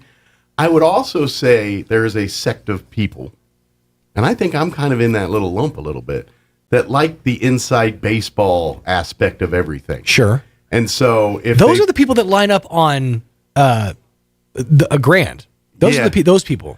The real behind the sceners. But I think some of them get on College too, because that's the point where everyone's kind of primping up, getting ready to go on stage, so to speak. Right. And so you get a little of that, and you're like, oh, look. And so there is an essence of feeling like you're seeing more than you're supposed to see. And so, and I like that. It's like me and those documentaries I watch. I haven't watched wrestling in 30 years. Yeah. I could care less about wrestling. Sure. But I'll watch those documentaries because I love the story behind the story. Because they're great about the inside of it. Yeah. And that's what I, it's same thing Which, by the way, Vice is putting out a new unauthorized Vince McMahon documentary in 2 months. Yeah, well, they got unauthorized, so it's not. Well, they got the Rock one coming out here in a couple weeks. Yeah, but that one's got the backing of the WWE, so they're gonna. It's not gonna get too. No, this one, from what I've gathered, it might not even be on Vice. It might be on HBO or something. But I've gathered this is going to be just the unauthorized story of Vince McMahon. So obviously the start of everything, but also getting into this most recent stuff. So yeah, but I'm kind of a fan of all that, and one that's been happening over the weekend that they're advertising hard, and I think I officially said, you know what. There's no way I'd watch that. I mean, because they're trying to rehash something that they rehashed that they did 10 years ago. Okay. Remember the I Love the 80s and I Love the 90s that VH1 and all that did? Well, Access TV is trying to do their own version of that. Okay. And they were advertising it heavy on DirecTV over the weekend. So in what capacity? It's like no, I mean, but are they doing the 2000s? Are they doing? No, they're doing. I don't remember the show, but it's literally I Love the 80s, but I think they changed the name slightly. It's the same show. But they just got new B-list celebrities. Like Kelly Osbourne is one of the hosts. But it's literally a younger generation of B-list celebrities. Right. That are now telling us about the 80s. There's so many of those now. I know. It's just not necessary. They were advertising it so heavy, it's like they put a lot of money into this. Yeah. And I literally, almost every break it seemed on any kind of non-network channel over the weekend, I was seeing an ad for this Access I Love the 80s show they've got. I'm trying to think of the other pseudo celebs. It was Kelly Osbourne was like a big gun. Who was the others? You said it's on Access? Access TV. Right. And it's like I Love the 80s. I don't think it's called I Love the 80s. I think it's called something about the 80s. I don't know. I saw it 50 times. You think I'd have absorbed it, but right. I did not. Obviously, they didn't advertise well enough. Well, I just saw it and I said, this is the same Very, very best of the 80s. There it is. Yeah, see, it's the same. Kelly Osbourne, boy, that's the big name because Kelly Osbourne and a group of experts. Oh, they didn't list the rest. I remember. Let me pull up the thing. I remember hearing the names and I wasn't impressed, but I did hear of some of them. I wish I remember. I don't. I'll have to rely on your Googleage. Yeah, I'm trying to find it here. All I keep getting is Kelly Osbourne and a group of experts embark on a nostalgia-fueled journey through the bodacious popular culture of the 1980s. So they're basically just going to crowbar every 80s, like, over-the-top trend and then just throw it in your face. It's been done. I know. Four times. So many times. Like, I watch a series on a channel on YouTube called Weird History. And they have a series called Timeline, where they basically break down a full year from January to December of all the big events that happened that year. Mm-hmm. It's a great little breakdown. It's about 20 minutes long. You kind of get the full, bite of the year, and it's nice. They're doing the 70s right now. They've already done the 80s, the 90s. They'll work their way around to the 2000s, I'm sure. Yeah. But it's fine. It's bite-sized. It's not necessary. Well, and just it. They're going to talk about the same things that every other 80s things they'll probably... Hypercolor and Atari, the death of the video games. Yeah. All the stuff, Mr. Gorbachev, tear down the wall. Uh-huh. We're going to talk about, Jen, Gremlins. Transformers, all the movies, Fast Times, all that stuff. Transformers, they'll hit you with all that mess. Yep. All the things that are supposed to evoke feel-good nostalgia stuff they're trying to reel you in for. Anyway. And the interstitials between those little segments, like the cut back to them like in the studio talking, it's going to be a bright like screen with a bunch of like bodacious like green triangles and like spirals. Oh yeah, basically like the opening to the Saved by the Bell theme. It's going to look like that. It's going to look like the bright cover colors of your high school yearbook between the ages of or the years 1980 and 1992. Yeah, pretty solid. A lot of that. So buckle up. Yeah. All right. We do have something that you do care about, and that's ice cream. Oh, so much. I'm going to give you the gift of where to get ice cream. Ooh. And we're going to be joined here. We're going to have some of the Chaves County 4-H folks join us. They are taking over the ice cream shop out at the Eastern New Mexico State Fair. That very popular building that's right there by the commercial building. It's kind of attached, actually, if you cut through, but it looks like its own separate building when you go there. But as you go through, you're like, oh, I can take a little stroll through the commercial building this way. But that's a smart way to hit the commercial building because you're going to go through there and then you're going to want an ice cream cone or a milkshake, and they got you covered. So we're going to have the Chaves County 4-H join us here in just a bit, talk about what they've got going on, and, of course, talk about the ice cream shop out at the Eastern New Mexico State Fair, which, by the way, you can get cone number 1 today beginning at noon. They'll be open from noon to 9 today, and then the rest of the fair from 5 to 9 p.m. So we'll talk with them here in just a bit. Later on, we'll get you up to date on the news of the local variety, along with your Wall Street business update and whatever else we can come up with for this hour of the show. Before we do anything else, let's go ahead and take a look at that weather. Cooler week, but they do have rain in the forecast. Some pretty good chances around, well, even like tomorrow night, Wednesday, and into Thursday here. So hopefully when we do, because we need the moisture. I will never say no, but maybe we can happen like overnights or when it's not going to mess up with the fair stuff. But anyway, here's your weather. We'll cross our fingers and hopefully it works in our favor. I'm meteorologist Steve Hamilton with your Pecos Valley weather. Looks like we have some moist air coming into the area by tomorrow, and that might bring us a few showers. Today will be mostly sunny, though. A little bit breezy, especially in the afternoon. Our high in the low 80s and lots of sun. A few clouds coming in for the overnight hours and our low in the mid-50s. And then we'll start off Tuesday with sunshine, our high going into the low 80s. Afternoon thunderstorms. That's your latest forecast. I'm meteorologist Steve Hamilton. Thank you, Steve. Currently 66 degrees here in Roswell. Humidity is at 43%. Winds currently out of the south at 7 miles per hour. Today, weather is not your problem. Weather is your friend. Beautiful sunny skies today. high of 81. Winds will be out of the south, 5 to 15 miles per hour. Tonight, partly cloudy, overnight low of 56 degrees. Winds will be out of the south, 10 to 15 miles per hour. For you Tuesday, beginning Tuesday, and unfortunately, sticking with us the rest of the week, are the rain chances. We do have a 20% chance of showers and thunderstorms tomorrow afternoon. Partly cloudy otherwise with a high of 82. Winds will be out of the south 5 to 10 miles per hour. Chance of rain bumps up to 40% tomorrow night.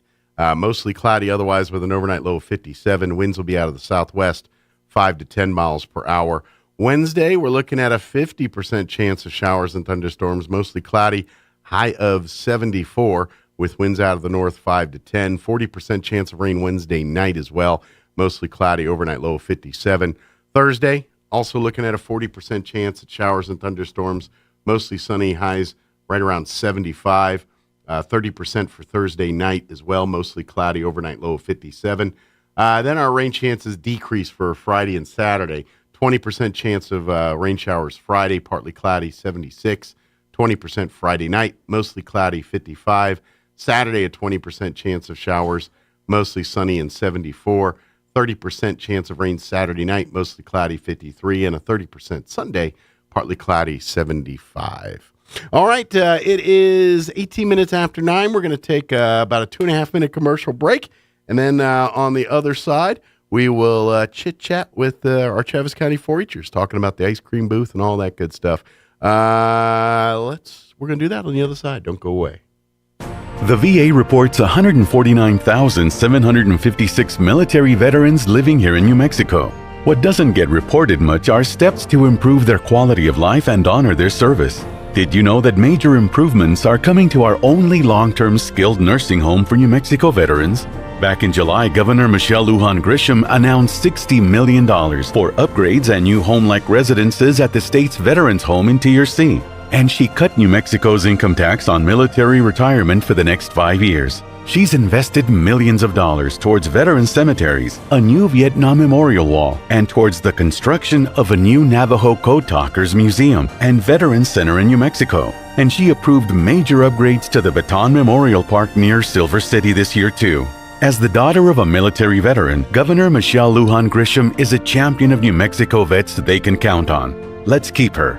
Paid for by New Mexicans for Michelle. Approved by Michelle Lujan Grisham. Here in Roswell, we work hard for our money. That's why it's important to spend our money wisely.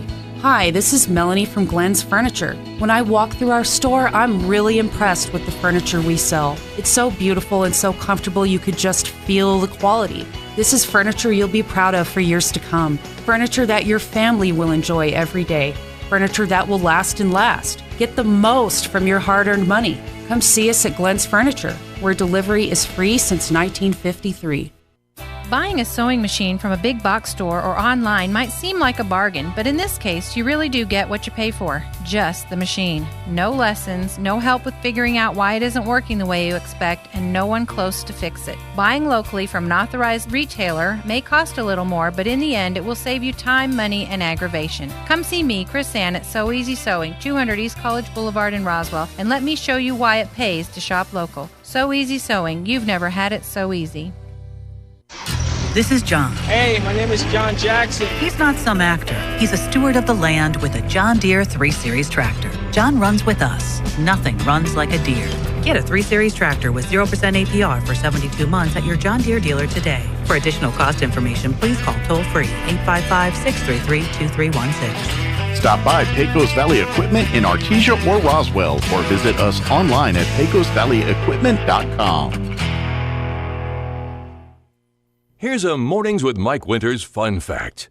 Sigmund Freud once believed that cocaine could be used to help treat a morphine addiction.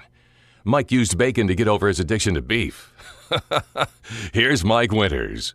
Didn't work. Now I'm a 2-piece of bacon a day habit. But anyway, good morning. It is 21 minutes after 9 o'clock, and joining us in studio this morning, wearing their Travis County 4-H hats. Figuratively, of course. Of course, Andrew Stapp back with us here. Also, we have a pair of 4-Hers, Bailey Swinney and Dub Swinney. Good morning. Good morning, guys. How y'all doing? And then also Amy Owens as well. Good morning. Good morning. How's everybody doing today? Doing good. Good. Great. Good. Are you guys ready for the fair? Yes. Yes. Are you excited? You've been kind of waiting for a while to do this and kind of ready for this week of fairing? Yes. Nice. Plus you get the day off for school today. That's kind of a bonus. No, and I don't get off school. Oh, yeah. When you're homeschooled, you don't get it off. There is no day off. In with livestock and ice cream parlor now. Well, maybe you can take a break from lessons to work on fair stuff today. Don't know. I have to. So I'm guessing you guys don't have to participate in the fair or in the parade, because otherwise you guys would be out at the parade or at the Bull Bowl right now. So, are you the ones that have to make sure you're opening the shop at noon today? Yes. All right. We You're work the first shift. Yes, sir. Yep. All right. They're opening it up at noon today and going to be ready to serve some nice cold ice cream. Excellent. For folks that are just joining us and thinking, what is he talking about? Let me fill you in.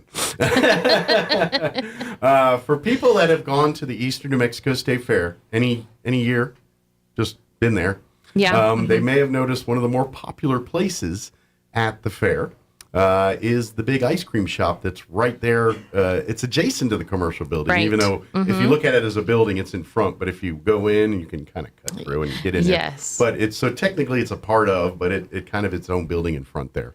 But this year, the Chaves County 4-H have taken over the ice cream booth, and now you're the official ice cream vendors from that shop here at the Eastern New Mexico State Fair. Correct. So for all the folks that make it a tradition, as you should, to visit that, either coming or going or coming and going, while you're getting into the fair building or coming out of the fair building or the commercial building there, we would love to have you come and get an extra scoop of ice cream this time, because all of the money that you're buying those shakes and ice cream with is going back to support Chaves County 4-H. Correct. So, which, much of the fair supports Chaves County 4-H and FFA and many of the farm and ranching community here. But specifically, when you're buying ice cream cones and milkshakes and cups of ice cream out at the shop this week, you're helping support Chaves County 4-H. So yeah. So let me ask,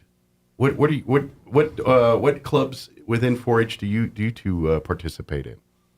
Well, we're on the council. Okay. And that's not really a club, but okay. And then we're a part of the Country Kids 4-H club, and okay. So we're. Is that the group that shows a lot of the animals and the ranching side? Each club does, but our club does a lot of the livestock and the indoor exhibits. So okay. We're kind of we each do everything. Gotcha. So just curious, when you're not slinging ice cream in the ice cream booth, are you guys going to be showing animals and things this week too? Thursday. All right. What animals are you guys showing? What's Thursday? Steers. Steer show. Okay, so you guys handle the big ones. Yes, sir. How long have you guys been? Is this your first year with steers? You've been doing this for a couple of years now. This is my 4th year, and I'm pretty sure it's my 3rd year. Okay. Doing steers. Has it gotten easier since I'm assuming, grown a little bit in the last couple of years? Yes. Absolutely. Imagine when you're like younger and like 3 foot tall. Moving that 1,000-pound animal around is probably not the easiest thing. Not saying that, you got that much bigger since then and these are still giant, but at least you kind of know the way and learn, the right way to move one and the wrong way to move one animal and all that good stuff. So we still learn stuff more each year, but I would imagine, yeah. Still, oh my gosh, so much fun. I'm curious. Now, how old are you guys? I'm 13. You're 13? I'm 15. You're 15. I'm assuming you're brother and sisters, right? Yes. Mm-hmm. Not married couple. Just checking. She has the same last name. Just want to confirm. Don't want to make any assumptions. But anyway, so how long have you guys been involved in 4-H and in doing showing and being a part of 4-H? My older brother started when he was 5, so we've been doing it ever since then. Okay. So did your older brother kind of like watching him do it? Yeah. Kind of say, well, all right. And everything else and all the other people just pretty much inspired us and was our role model. So, and I just want to be role models to others. Sure. So, what's your favorite aspect of 4-H? What's the part you've loved doing the most so far in your time in 4-H? As being in high school, I think right now it's the public speaking, being on the council and being coming on the radio and Talk going with on the weirdos like radio, me. Yeah. Yeah. And then like doing the ice cream parlor. It's not public speaking really, but it's customer service, and Sure. I really enjoy getting to like teach people about 4-H and about what we get to do, and it's not all about the animals. Sure. Because some people like live in town, so they might not get to, so they can do. All They don't have the kinds of space for a stuff. steer to raise. Yeah. Yeah. And so it's just life skills that you can learn that you can't learn in school, and Okay. that some people might not be learning at home. Okay. And it's just I like to help people with Sure. a lot of it. So it's giving you a chance to get out there and learn about the community, meet the community, and find the parts that you want to pitch in and help more with. Okay. Yeah. All right, Deb. Your sister answered a lot. I'm going to make you answer some questions too. What's your part? What's your favorite part? What have you enjoyed most about your time in 4-H so far? Probably the showing and Of the just the animals? activities that you get to do in 4-H. Okay. Well, how many different animals have you shown since you've been in 4-H? I've shown rabbits, chickens, pigs, and steers. Which one's the most difficult? Probably steers. Gotcha. Just because of the sheer size of everything you're doing. I'd say rabbits. But I didn't know, yeah, because rabbits can be, pardon the pun, but cagey. And Can be they might vicious. keep you active. You know, same with the pigs. I've watched pig shows, and I've never seen someone just calmly sitting there at a pig show. Everyone's scrambling around trying to manage them with the boards and move them, and it looks kind of wild, but there is some organization to it. It's just you're not sure how it is. There is some. But cool. So the steers probably your.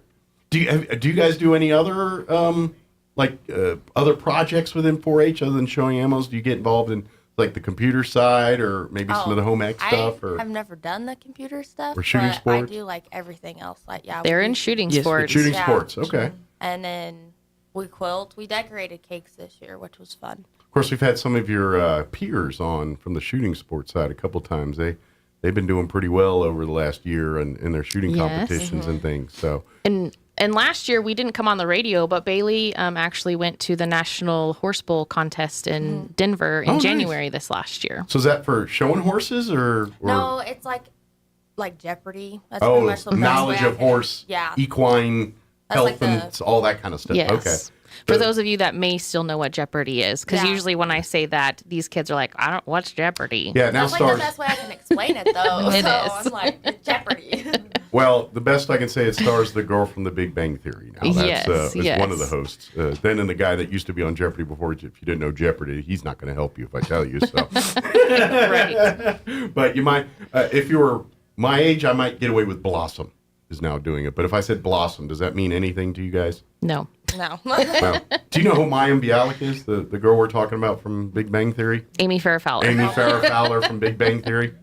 No. Well, the actress that plays her is named Mayim Bialik. She's now one of the hosts of Jeopardy before Alex Trebek did it. But prior to her being famous for being Amy Farrah Fowler, around people around our age, she was on a teenage show called Blossom. And it was like on Disney Channel or one of those. And so her and her brother, not real brother, but brother on the show, Joey Lawrence, got very popular during that time as teen heartthrobs and things like that. So some people kind of know her as Blossom. They just glassed over. They've completely. They're like, when are we going to eat ice cream again? And awesome. Sorry. So let me ask, outside of 4-H, what do you guys like to do in school and other hobbies? What's interests and things you like to do when you're not doing things for 4-H? They don't do anything We don't but do 4-H. You mean there's things to do outside of? They are very much a 4-H family. And Okay. Is there? But I mean, what's your hobbies, Pat? What do you like to do? Is there certainly when it's you just unwind, and what do you like to do? Sleep. Sleep. Eat food. They are teenagers. Eat Yeah. food, That's sleep. kind of the mantra for many teenagers. I don't get to sleep very often, but when I do, it's very nice. Okay. I just didn't know if you like. I love to sit down and read a book every once in a while. I like. hate Okay. I Well, have to read for school, and that's about the most reading I'll do. okay. That's about it. I think that opinion will change when you get older. I think- bet it will, I but hope so. Once you're not forced to read because someone's making you do it, and you just get to find something you like to do, you'll pick it up. And if I can make a suggestion to you guys is find a book. Go pick any book. I don't care what it is. Something that just piques your interest, and just take a look at it. And if you get to read it for you, not because a teacher told you to, or a mom or dad told you to do it, because you looked at the cover and looked like something you want to check out. Just like you watch a movie or something. When you're scrolling Netflix or whatever, ones that look good, you're like, let's watch that. Ones that don't look good, same thing with reading. Look at the cover, look at the thing. Oh, that one looks like a snooze fest. I better stay away from that. Ooh, this one's in my wheelhouse. You know, it's a lot of the books that I've been reading this year for school, I like them a lot. Oh, good. Maybe you'll find something. As you get older, you're gonna, because what's gonna happen when you get older, life will get busy. Not that you know busy lives now, but when you start your own families and things one day, you're gonna notice that you're gonna have less and less time for you. So you got to find things that you get to do that no one else gets to do with you. That's your own thing. And I think reading is one of those for a lot of people. So, but you'll find yours. You'll, whatever it is. Maybe it's, I don't know, hanging out with the steer on the back. You know, whatever it is that you're into. Everyone's got their own thing that makes them be good, so, or makes them happy. So, yep. Good deal. So now let's talk ice cream. Are you guys fans of ice cream? Oh, yes. Absolutely. Like, absolutely. Do you guys have restraint? Like, because that would be my problem. If I'm there at noon working today, I'm like, one scoop for you, one scoop for me, one scoop for you. That's just too much ice cream. That's not allowed. I had to train myself last year when we were working it because it looked so good. I would agree with you until you're there. And then you're there and you're like, all right, one more. Well, like the leftover milkshakes, we would it was Courtney's idea. We would put them in a cup and then we would drink those. Because there was not that much. That's just good stewards of the product. If it was going to be trash anyway, Miles will enjoy it in somebody's belly. Other than the pecan praline, we threw that away. That was gross. Not so you don't recommend the pecan praline? Now you're getting personal. Not for me. A lot of people like it, and they're like, it's the best. I'm like, you're weird. We have different tastes, but still. We don't have pecan praline this year. We did switch it to butter pecan because we had some requests for that last year. So can we unveil the flavor selections, or is there too many to unveil? There's only 5. 5. Is in it cookies and cream, chocolate, vanilla, strawberry, and the butter pecan. Mm-hmm. Well, so basically the hits. Yes. You know, chances are if you like ice cream, which almost everybody does. Yes. One of those flavors, you're going to be something you like. Yes. I mean, like I'm a chocolate guy. Whatever. I stopped at chocolate. I heard butter pecan, but I was like, yeah, I don't care. And of course, you guys are doing the cones, the cups, and milkshakes as well. And milkshakes, too. Yep. Good deal. So if you want to, have you ever had like flavor mixing shake requests? Yes. No, we're not allowed to do that. All right, that is off limits. Okay. We're not allowed to, but they've asked. Okay, I would say yes, they have asked. That is not allowed. It's not programmed into the cash register. Gotcha. You're like, I don't know what to do. Don't do that. You know what you can do? Here's the move. Buy 2 shakes. There you go. Yeah. Ask Mix for a it third yourself. cup. Pour it in one. Pour it in. Now you got 3 shakes. Buy 2 smalls, and then you can mix it into a large cup. Strawberry butter pecan. There you go. Which I don't know if that combination would work, but I bet like a chocolate and butter pecan would work, or a strawberry chocolate. That's the one that was requested. Oh, was it? But I could see easily like a chocolate butter pecan, or anything with vanilla is useless because everything's kind of based with. Yeah, vanilla, I'm gonna have to ask. Have you been talking with Drew? But I could easily see chocolate butter pecan as a legit flavor. Yeah. That would be good. Yeah. Like if you like that sweet, nutty, buttery, but you like chocolate. Mm-hmm. I think that pairs well. That's what you're going to be requesting, aren't you? I'm going to try. I got 2 hands and nothing in them. Let's put them in there. So the other thing that we've added this year is we've have a collaboration with Wild West Sodas. Oh, good. And so if you want to, you Some can float get situations. Yes, you can go get a float. You can buy our ice cream and go over there and get a soda of your choice on top of it. Excellent. Now I'm going to state something here because this is serious. As a root beer float connoisseur and as a chocolate ice cream connoisseur, I love both of those things. However, I have learned this lesson the hard way. When drinking root beer floats, you need to stick to the vanilla. It just does not work right with the chocolate ice cream. It just does not. And people are going to be mad at me about this one, but Coke floats aren't root beer floats. No. Coke floats do not taste They're like different. root beer floats. They're not as good as a root beer float. Are they a suitable substitution? Yeah, in a pinch. But I'm a purist. It's got to be vanilla ice cream. It's got to be root beer. Mm-hmm. And that's the rule. Everything else is a bad attempt at trying to make a root beer flavor. Mm-hmm. So go get you a sarsaparilla. It's the same thing, just fancier. When you're over at the wagon there getting your sodas, and then get you a couple dollops of vanilla ice cream to put in there. So now, trust me, if you don't believe me, get you chocolate. To be honest, I never tried strawberry butter pecan, so I can't give you a base sample. But chocolate does not work in root beer. You'd be the last person to ever kick a chocolate out of anything. I'm pro chocolate everything. Root beer floats, it does not work. I wonder if you could try their black cherry soda with the chocolate ice cream. You know, that might work a little bit better. Kind of a Cherry Garcia type vibe going on there. You know, maybe that kind of thing. But I can tell you from experience, chocolate ice cream or root beer, I wanted it to work real bad. I was on team for this, and it just did not. It didn't work out. How about you guys? You ever experiment like with weird combos? Yeah. Yes. All the time. Is it surprised and worked for you? Yeah. That's probably Sometimes. Dub's hobby. Yeah. Dub's an experimenter, huh? Yes. So anyway, I've got to ask now, what's your greatest concoction in your mind? Well, it wasn't the best, but I put lime juice, lemon juice, and hot sauce in it.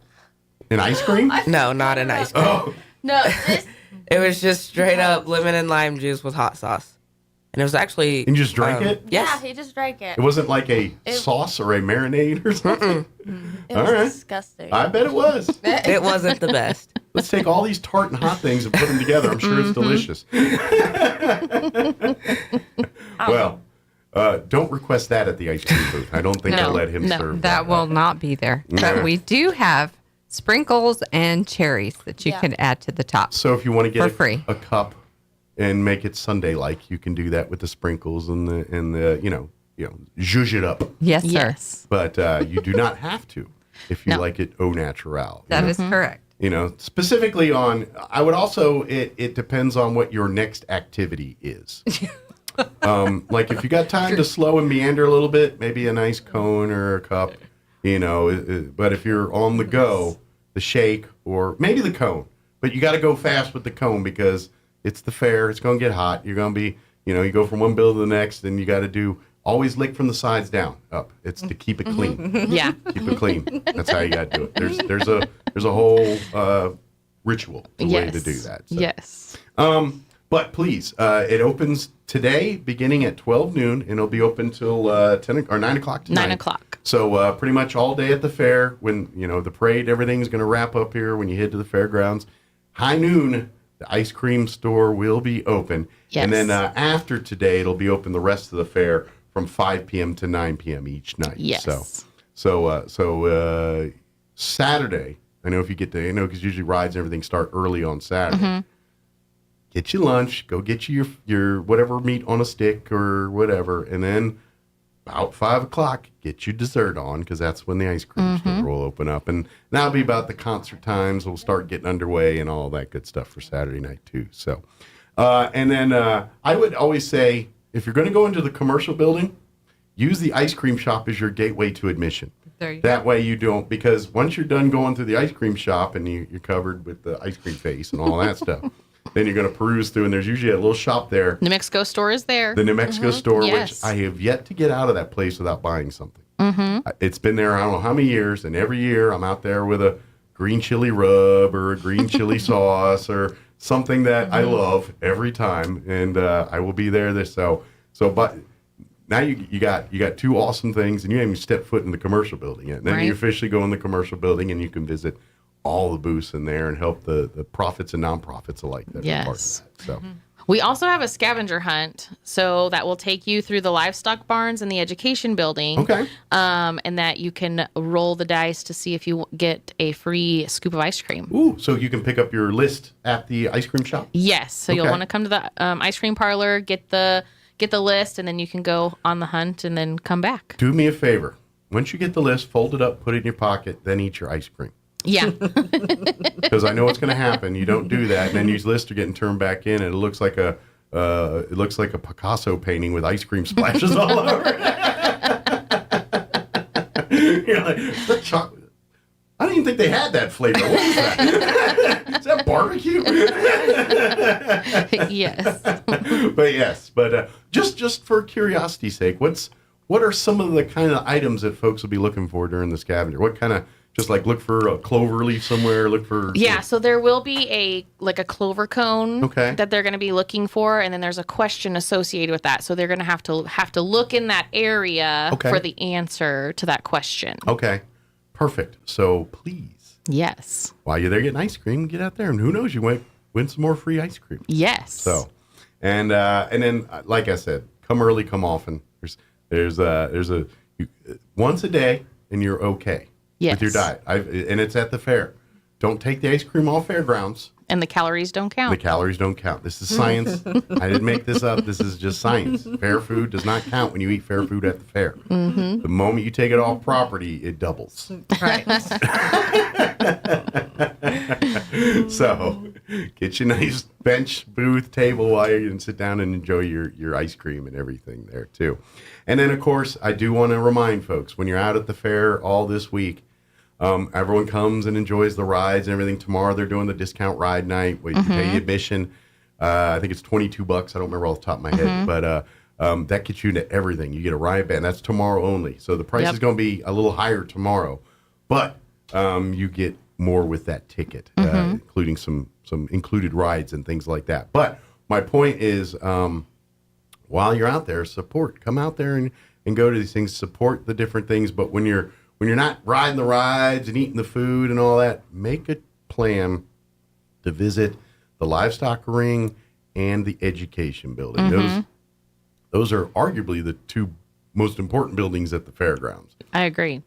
However, a lot of people just miss them because they want to ride that ride. I want to eat chicken fingers. I want to get free swag in the commercial building. They by the time they get good and tired, then they don't make it in there. Please go to the education building, see all the cool exhibits in there, see the hard work of not just the kids, but the people of really Eastern New Mexico that are participating in the fair. Artwork to crafts to home ec stuff. I'm telling you, if you're looking for art, the fair might be a place for you to buy art. I know this is something that you don't think about. They'll go to the artist gallery or one of our great places here, but it's not uncommon for people to see art up there and make bids and offers on some of this. And some of the artists are I'll sell it, or no, I want to keep it. It's for me. But that does happen. And so I defy you to tell the difference between adult artwork and kid artwork in some of these rooms. You walk in, I see these paintings, I'm like, oh my God, that's amazing. And then I look, it's done by a 9-year-old. And I'm like, wow, that's brilliant. And that's the kind of stuff you find in the education building. And a lot of people miss it because they're busy eating chicken on a stick and riding, which is fun. Right, yep. But go be a part of that too. Go visit the model railroaders in there. They're as much of the tradition of the fair as anything else out there. And they need recruits and more people to kind of keep that tradition going. So come visit them, see that. Of course, the giant pumpkins is one thing I love to go in there because the pumpkin growers, that's a huge smack talk thing. And they grow these gelatinous pumpkins that don't look like pumpkins. They just look like orange goo that just kind of melted into this form of a pumpkin with a stem. They're too big I don't know if I've seen pumpkins this year. Have you guys seen pumpkins this year? Yes, I saw them the other day. Yeah. They get too big for the structurally soundness of a pumpkin. They just kind of melt. But anyway, you miss out on all that. And then go see a livestock show. I don't care if you don't know 2 things about the animal or what they're looking at or any of that stuff. Just go walk to the show ring. I don't care what show it is. Could be roosters, could be heifers, could be pigs, could be any of them. Horse, any of the animals. Just watch it. Watch the hard work of these kids. Watch it. And I was kind of joking with them earlier about handling the steers and everything. To me, that's the most impressive thing, to see these young kids learning the ways of farming and ranching and literally doing things that you're like, that kid should, like, you almost think they're not old enough to be doing that. It's like, that animal's big, man. And they do it. And they've been doing it. And to me, that's so cool to see that. I know you guys do it and don't think much of it, but a lot of us didn't grow up in that environment. So it's kind of nice for us to see that. So please enjoy all aspects of the fair this year. Yeah. So, and then at least get 1 ice cream cone a day. Yes. That's your minimum If not requirement. You are free and encouraged to get more, but I'm requiring one from you. In case there's some lactose-free, people don't do dairy too well. Right. Maybe just limit you to one for the sake of your friends and relatives. But the rest of us load up on that. Yes. Good deal. So do you guys have a favorite? Shake, cone, or cup? What's your go-to? Shake. Okay. Or shake. Shake. I tend to agree, mostly. But sometimes a cone hits the spot. It just does. But yeah, I agree with the shake. Because the shake, you feel like you get more run with it. Because you got to shake it up because it gets thick and you got to work it. And where the cone, you're like, what happened? It's gone. The shake, you feel like you got a little more to savor. But anyway, that's just me. What's flavor-wise? Strawberry. Strawberry? Probably cookies and cream. Cookies, and can't go wrong with that. Although you need a spoon with cookies and cream. Or you're going to blow a coronary up here trying to suck a cookie through that straw. Hey, not if the kids blend them properly, That's huh? true. Yeah. If we get it good and blended. Well, don't too much because lumps are homemade. We want lumps. Very good. What other 4-H stuff we want to put on people's radars, or anything else that we want to make sure we let folks know about, whether fair or just 4-H in general? So it is October 1st. It's a new 4-H year. And actually in the ice cream parlor as well, we have a display about 4-H. Starting Wednesday, we'll have some kids in there when the ice cream parlor is open, there to answer questions about 4-H. Okay. The Tractor Supply Clover sale starts then.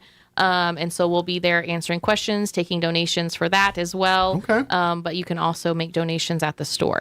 And, of course, if you're interested in learning about 4-H for your children, come to the ice cream booth. There'll be an adult there to talk to. I'm sure you're not going to be there the whole time. But not the whole time, in and out, but I have great volunteers like Amy that are parents that are working the shifts too with the kids and kind of giving them some guidance and leadership. Yeah. And so ask questions. Ask about the different ways children can be a part of 4-H. And like these two were saying, it's not all about farming and ranching too. Is it part of the fabric? You betcha. It's very much part. But one does not have to come from that background or understand that background to take advantage of 4-H. No. And so come learn the other aspects of 4-H too while you're out at the fair. Have a chat over a cone. Yes. And then by all means, please go see the shows. I'm telling you, it's really cool. And then remind folks one more time to, of course, the kind of the Super Bowl event of the Eastern New Mexico State Fair is always the Junior Livestock Sale that will take place Saturday morning. And I'd love to have folks come on out and watch that, and of course bid and participate. Yep. I know the numbers go flying, and you're like, "There's no way I can afford this," but this is money either for college or for the next projects for these next 4-Hers, FFA, all the kids that are involved. So we get a lot of great support from some great local people here. But pull together. You got a couple buddies like, I can't afford to drop 10 grand on an animal, but I can give you 100, and my buddy give you 100, and you can combine together. And that's a great way for you to support these kids without you having to, pay for a $10,000 cow or something. Right. Yes. It's called an add-on, where you can just add to what the child has already received from the bid. Yeah, it's a great way for you to get involved, and it's entertaining. Get you an ice cream cone, get you a spot in the bleachers, and watch the numbers fly. It is it's fun to watch. So all of that, and of course the rides, the concerts, and everything else that's going to be out there at the fair. Make some plans to attend, but do not leave the fairgrounds without walking through the ice cream shop. Yes. You are doing yourself a disservice. And quite frankly, it's un-American not to. Do it for America. Yes.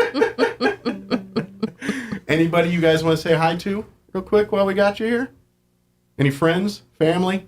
I don't know who. No, I don't even know. Boyfriends, girlfriends? Anybody want to say hi to? My boyfriend knows I'm here. All right. I ain't gotta say hi to him. I'll see him later. He's like, you better say hi to me. What are you talking about? I'm sure he's not even listening. Not.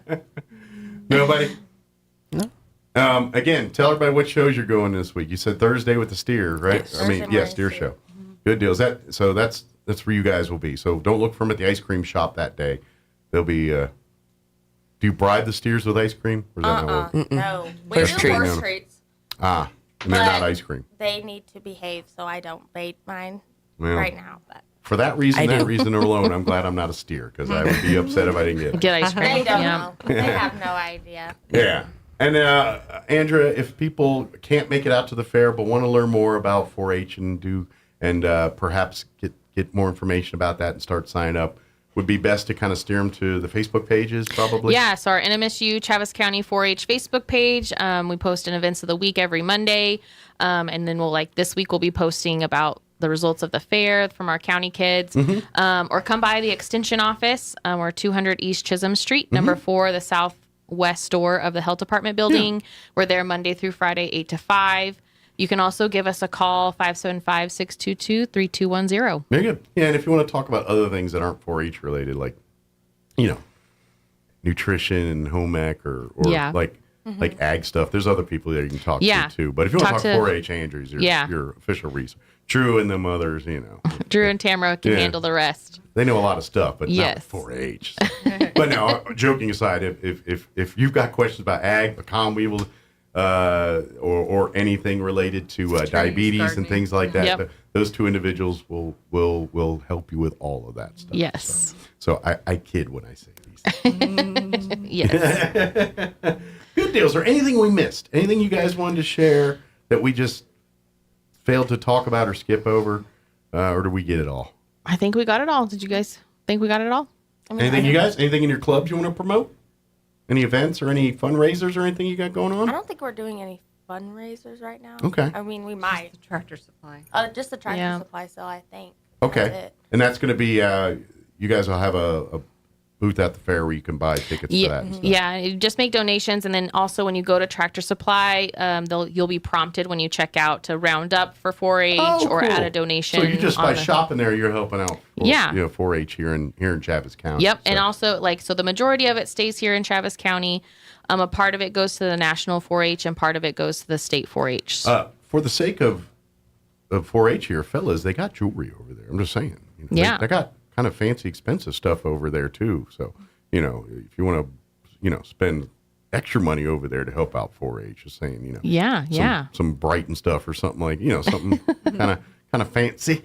They got that too. Just round up your total, and that'd be great. Yeah, spend big, and that way you can donate big. So, anyway, but if you come early, come often, visit the ice cream shop out at this year's Eastern New Mexico State Fair. Again, follow your happy people. That's where they're going. But it's the building right smack dab in front of the commercial building, little building there. They got nice little grass area there. You can sit trees. I think there's a couple benches out there for you to sit. Yeah, there's a tent. And we also do have a big ice cream sign. And there also will be a flag, like a feather flag that has the 4-H clover on it. So you can look for those and you'll find us there. And the best part about it, it's conveniently located right near the radio trailer that we we broadcast. Right across from it. Yes. Someone was thinking when they parked us there. So right by the ice cream. I know what they're thinking. Yeah. Yep. They're thinking that guy's going to spend money at the ice cream place, and they're not wrong. Yes. And also, when you're in the education building, you can also get your tickets for Christmas Showcase. Oh, great. And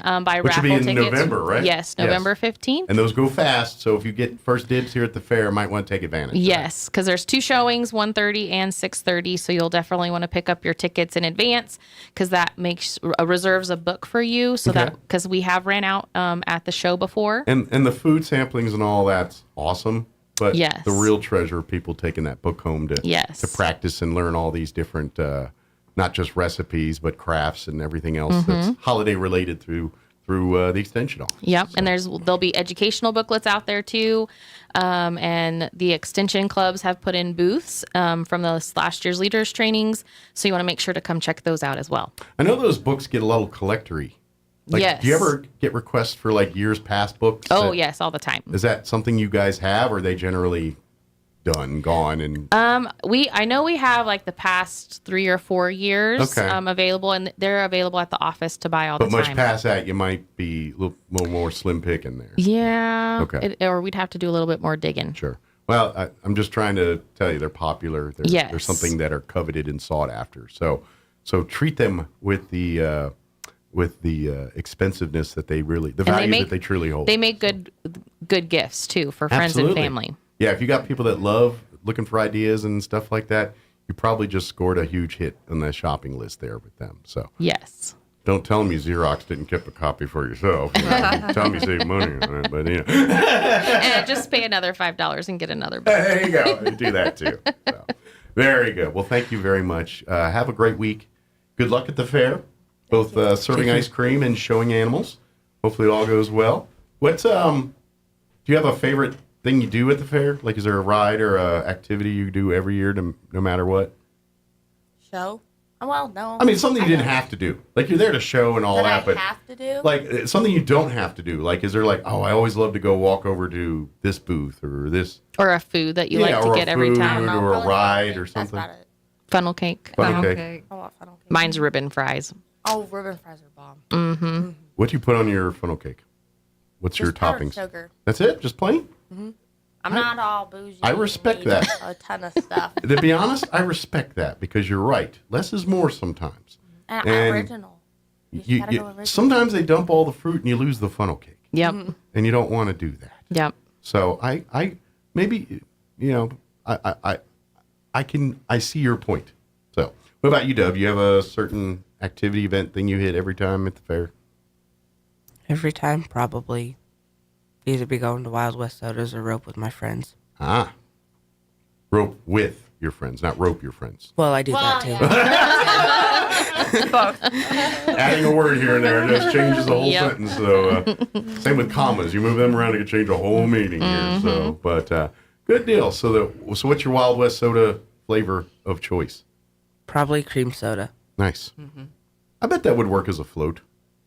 You probably tried it, haven't you not? No, not yet. That might even work with chocolate. Wait. You might have to try It a might. chocolate A cream cream soda. soda. That might. That sounds really So, Dub, put on your scientist hat and let us know what, since you like to mix lemon juice and hot sauce, why don't you make some things people might actually try? Just saying. My boyfriend tried that out. Her boyfriend did try that. And he's not with us today, notice that. I'm just kidding. You guys have fun. Thank you very much, and congratulations on the success you guys are having, and good luck at here, and hopefully, are you guys going to try to show or sell at the Junior Livestock this year? Or? That's my goal, but I don't know if I'll make selling. All right, well, good luck. Thank you. Hopefully Saturday, someone's bidding ridiculous amounts of cash on your animals. If not, they're already sold. If not, I need to get them going. there you go. Awesome. Well, thank you guys. Appreciate it. Thank you for having us. Let us know if we can do anything else, and we'll keep reminding folks that they need to get ice cream and they need to get it over at the fair. Yes. There. So, good deal. Thank you. Thank All you. right. Thank you, guys. It is, oh my goodness, it's 10 o'clock, and I just talked right through commercials and everything else. We got to go. Let me remind you that parade is getting underway here in just a few minutes, and then we'll be back bright and early, 7 a.m., with an all-new show tomorrow. Thank you for allowing us to be a part of your day. Have a wonderful day. We'll talk to you then. The great one, Mark Levin, is now in Roswell on 106.5 KEND Roswell.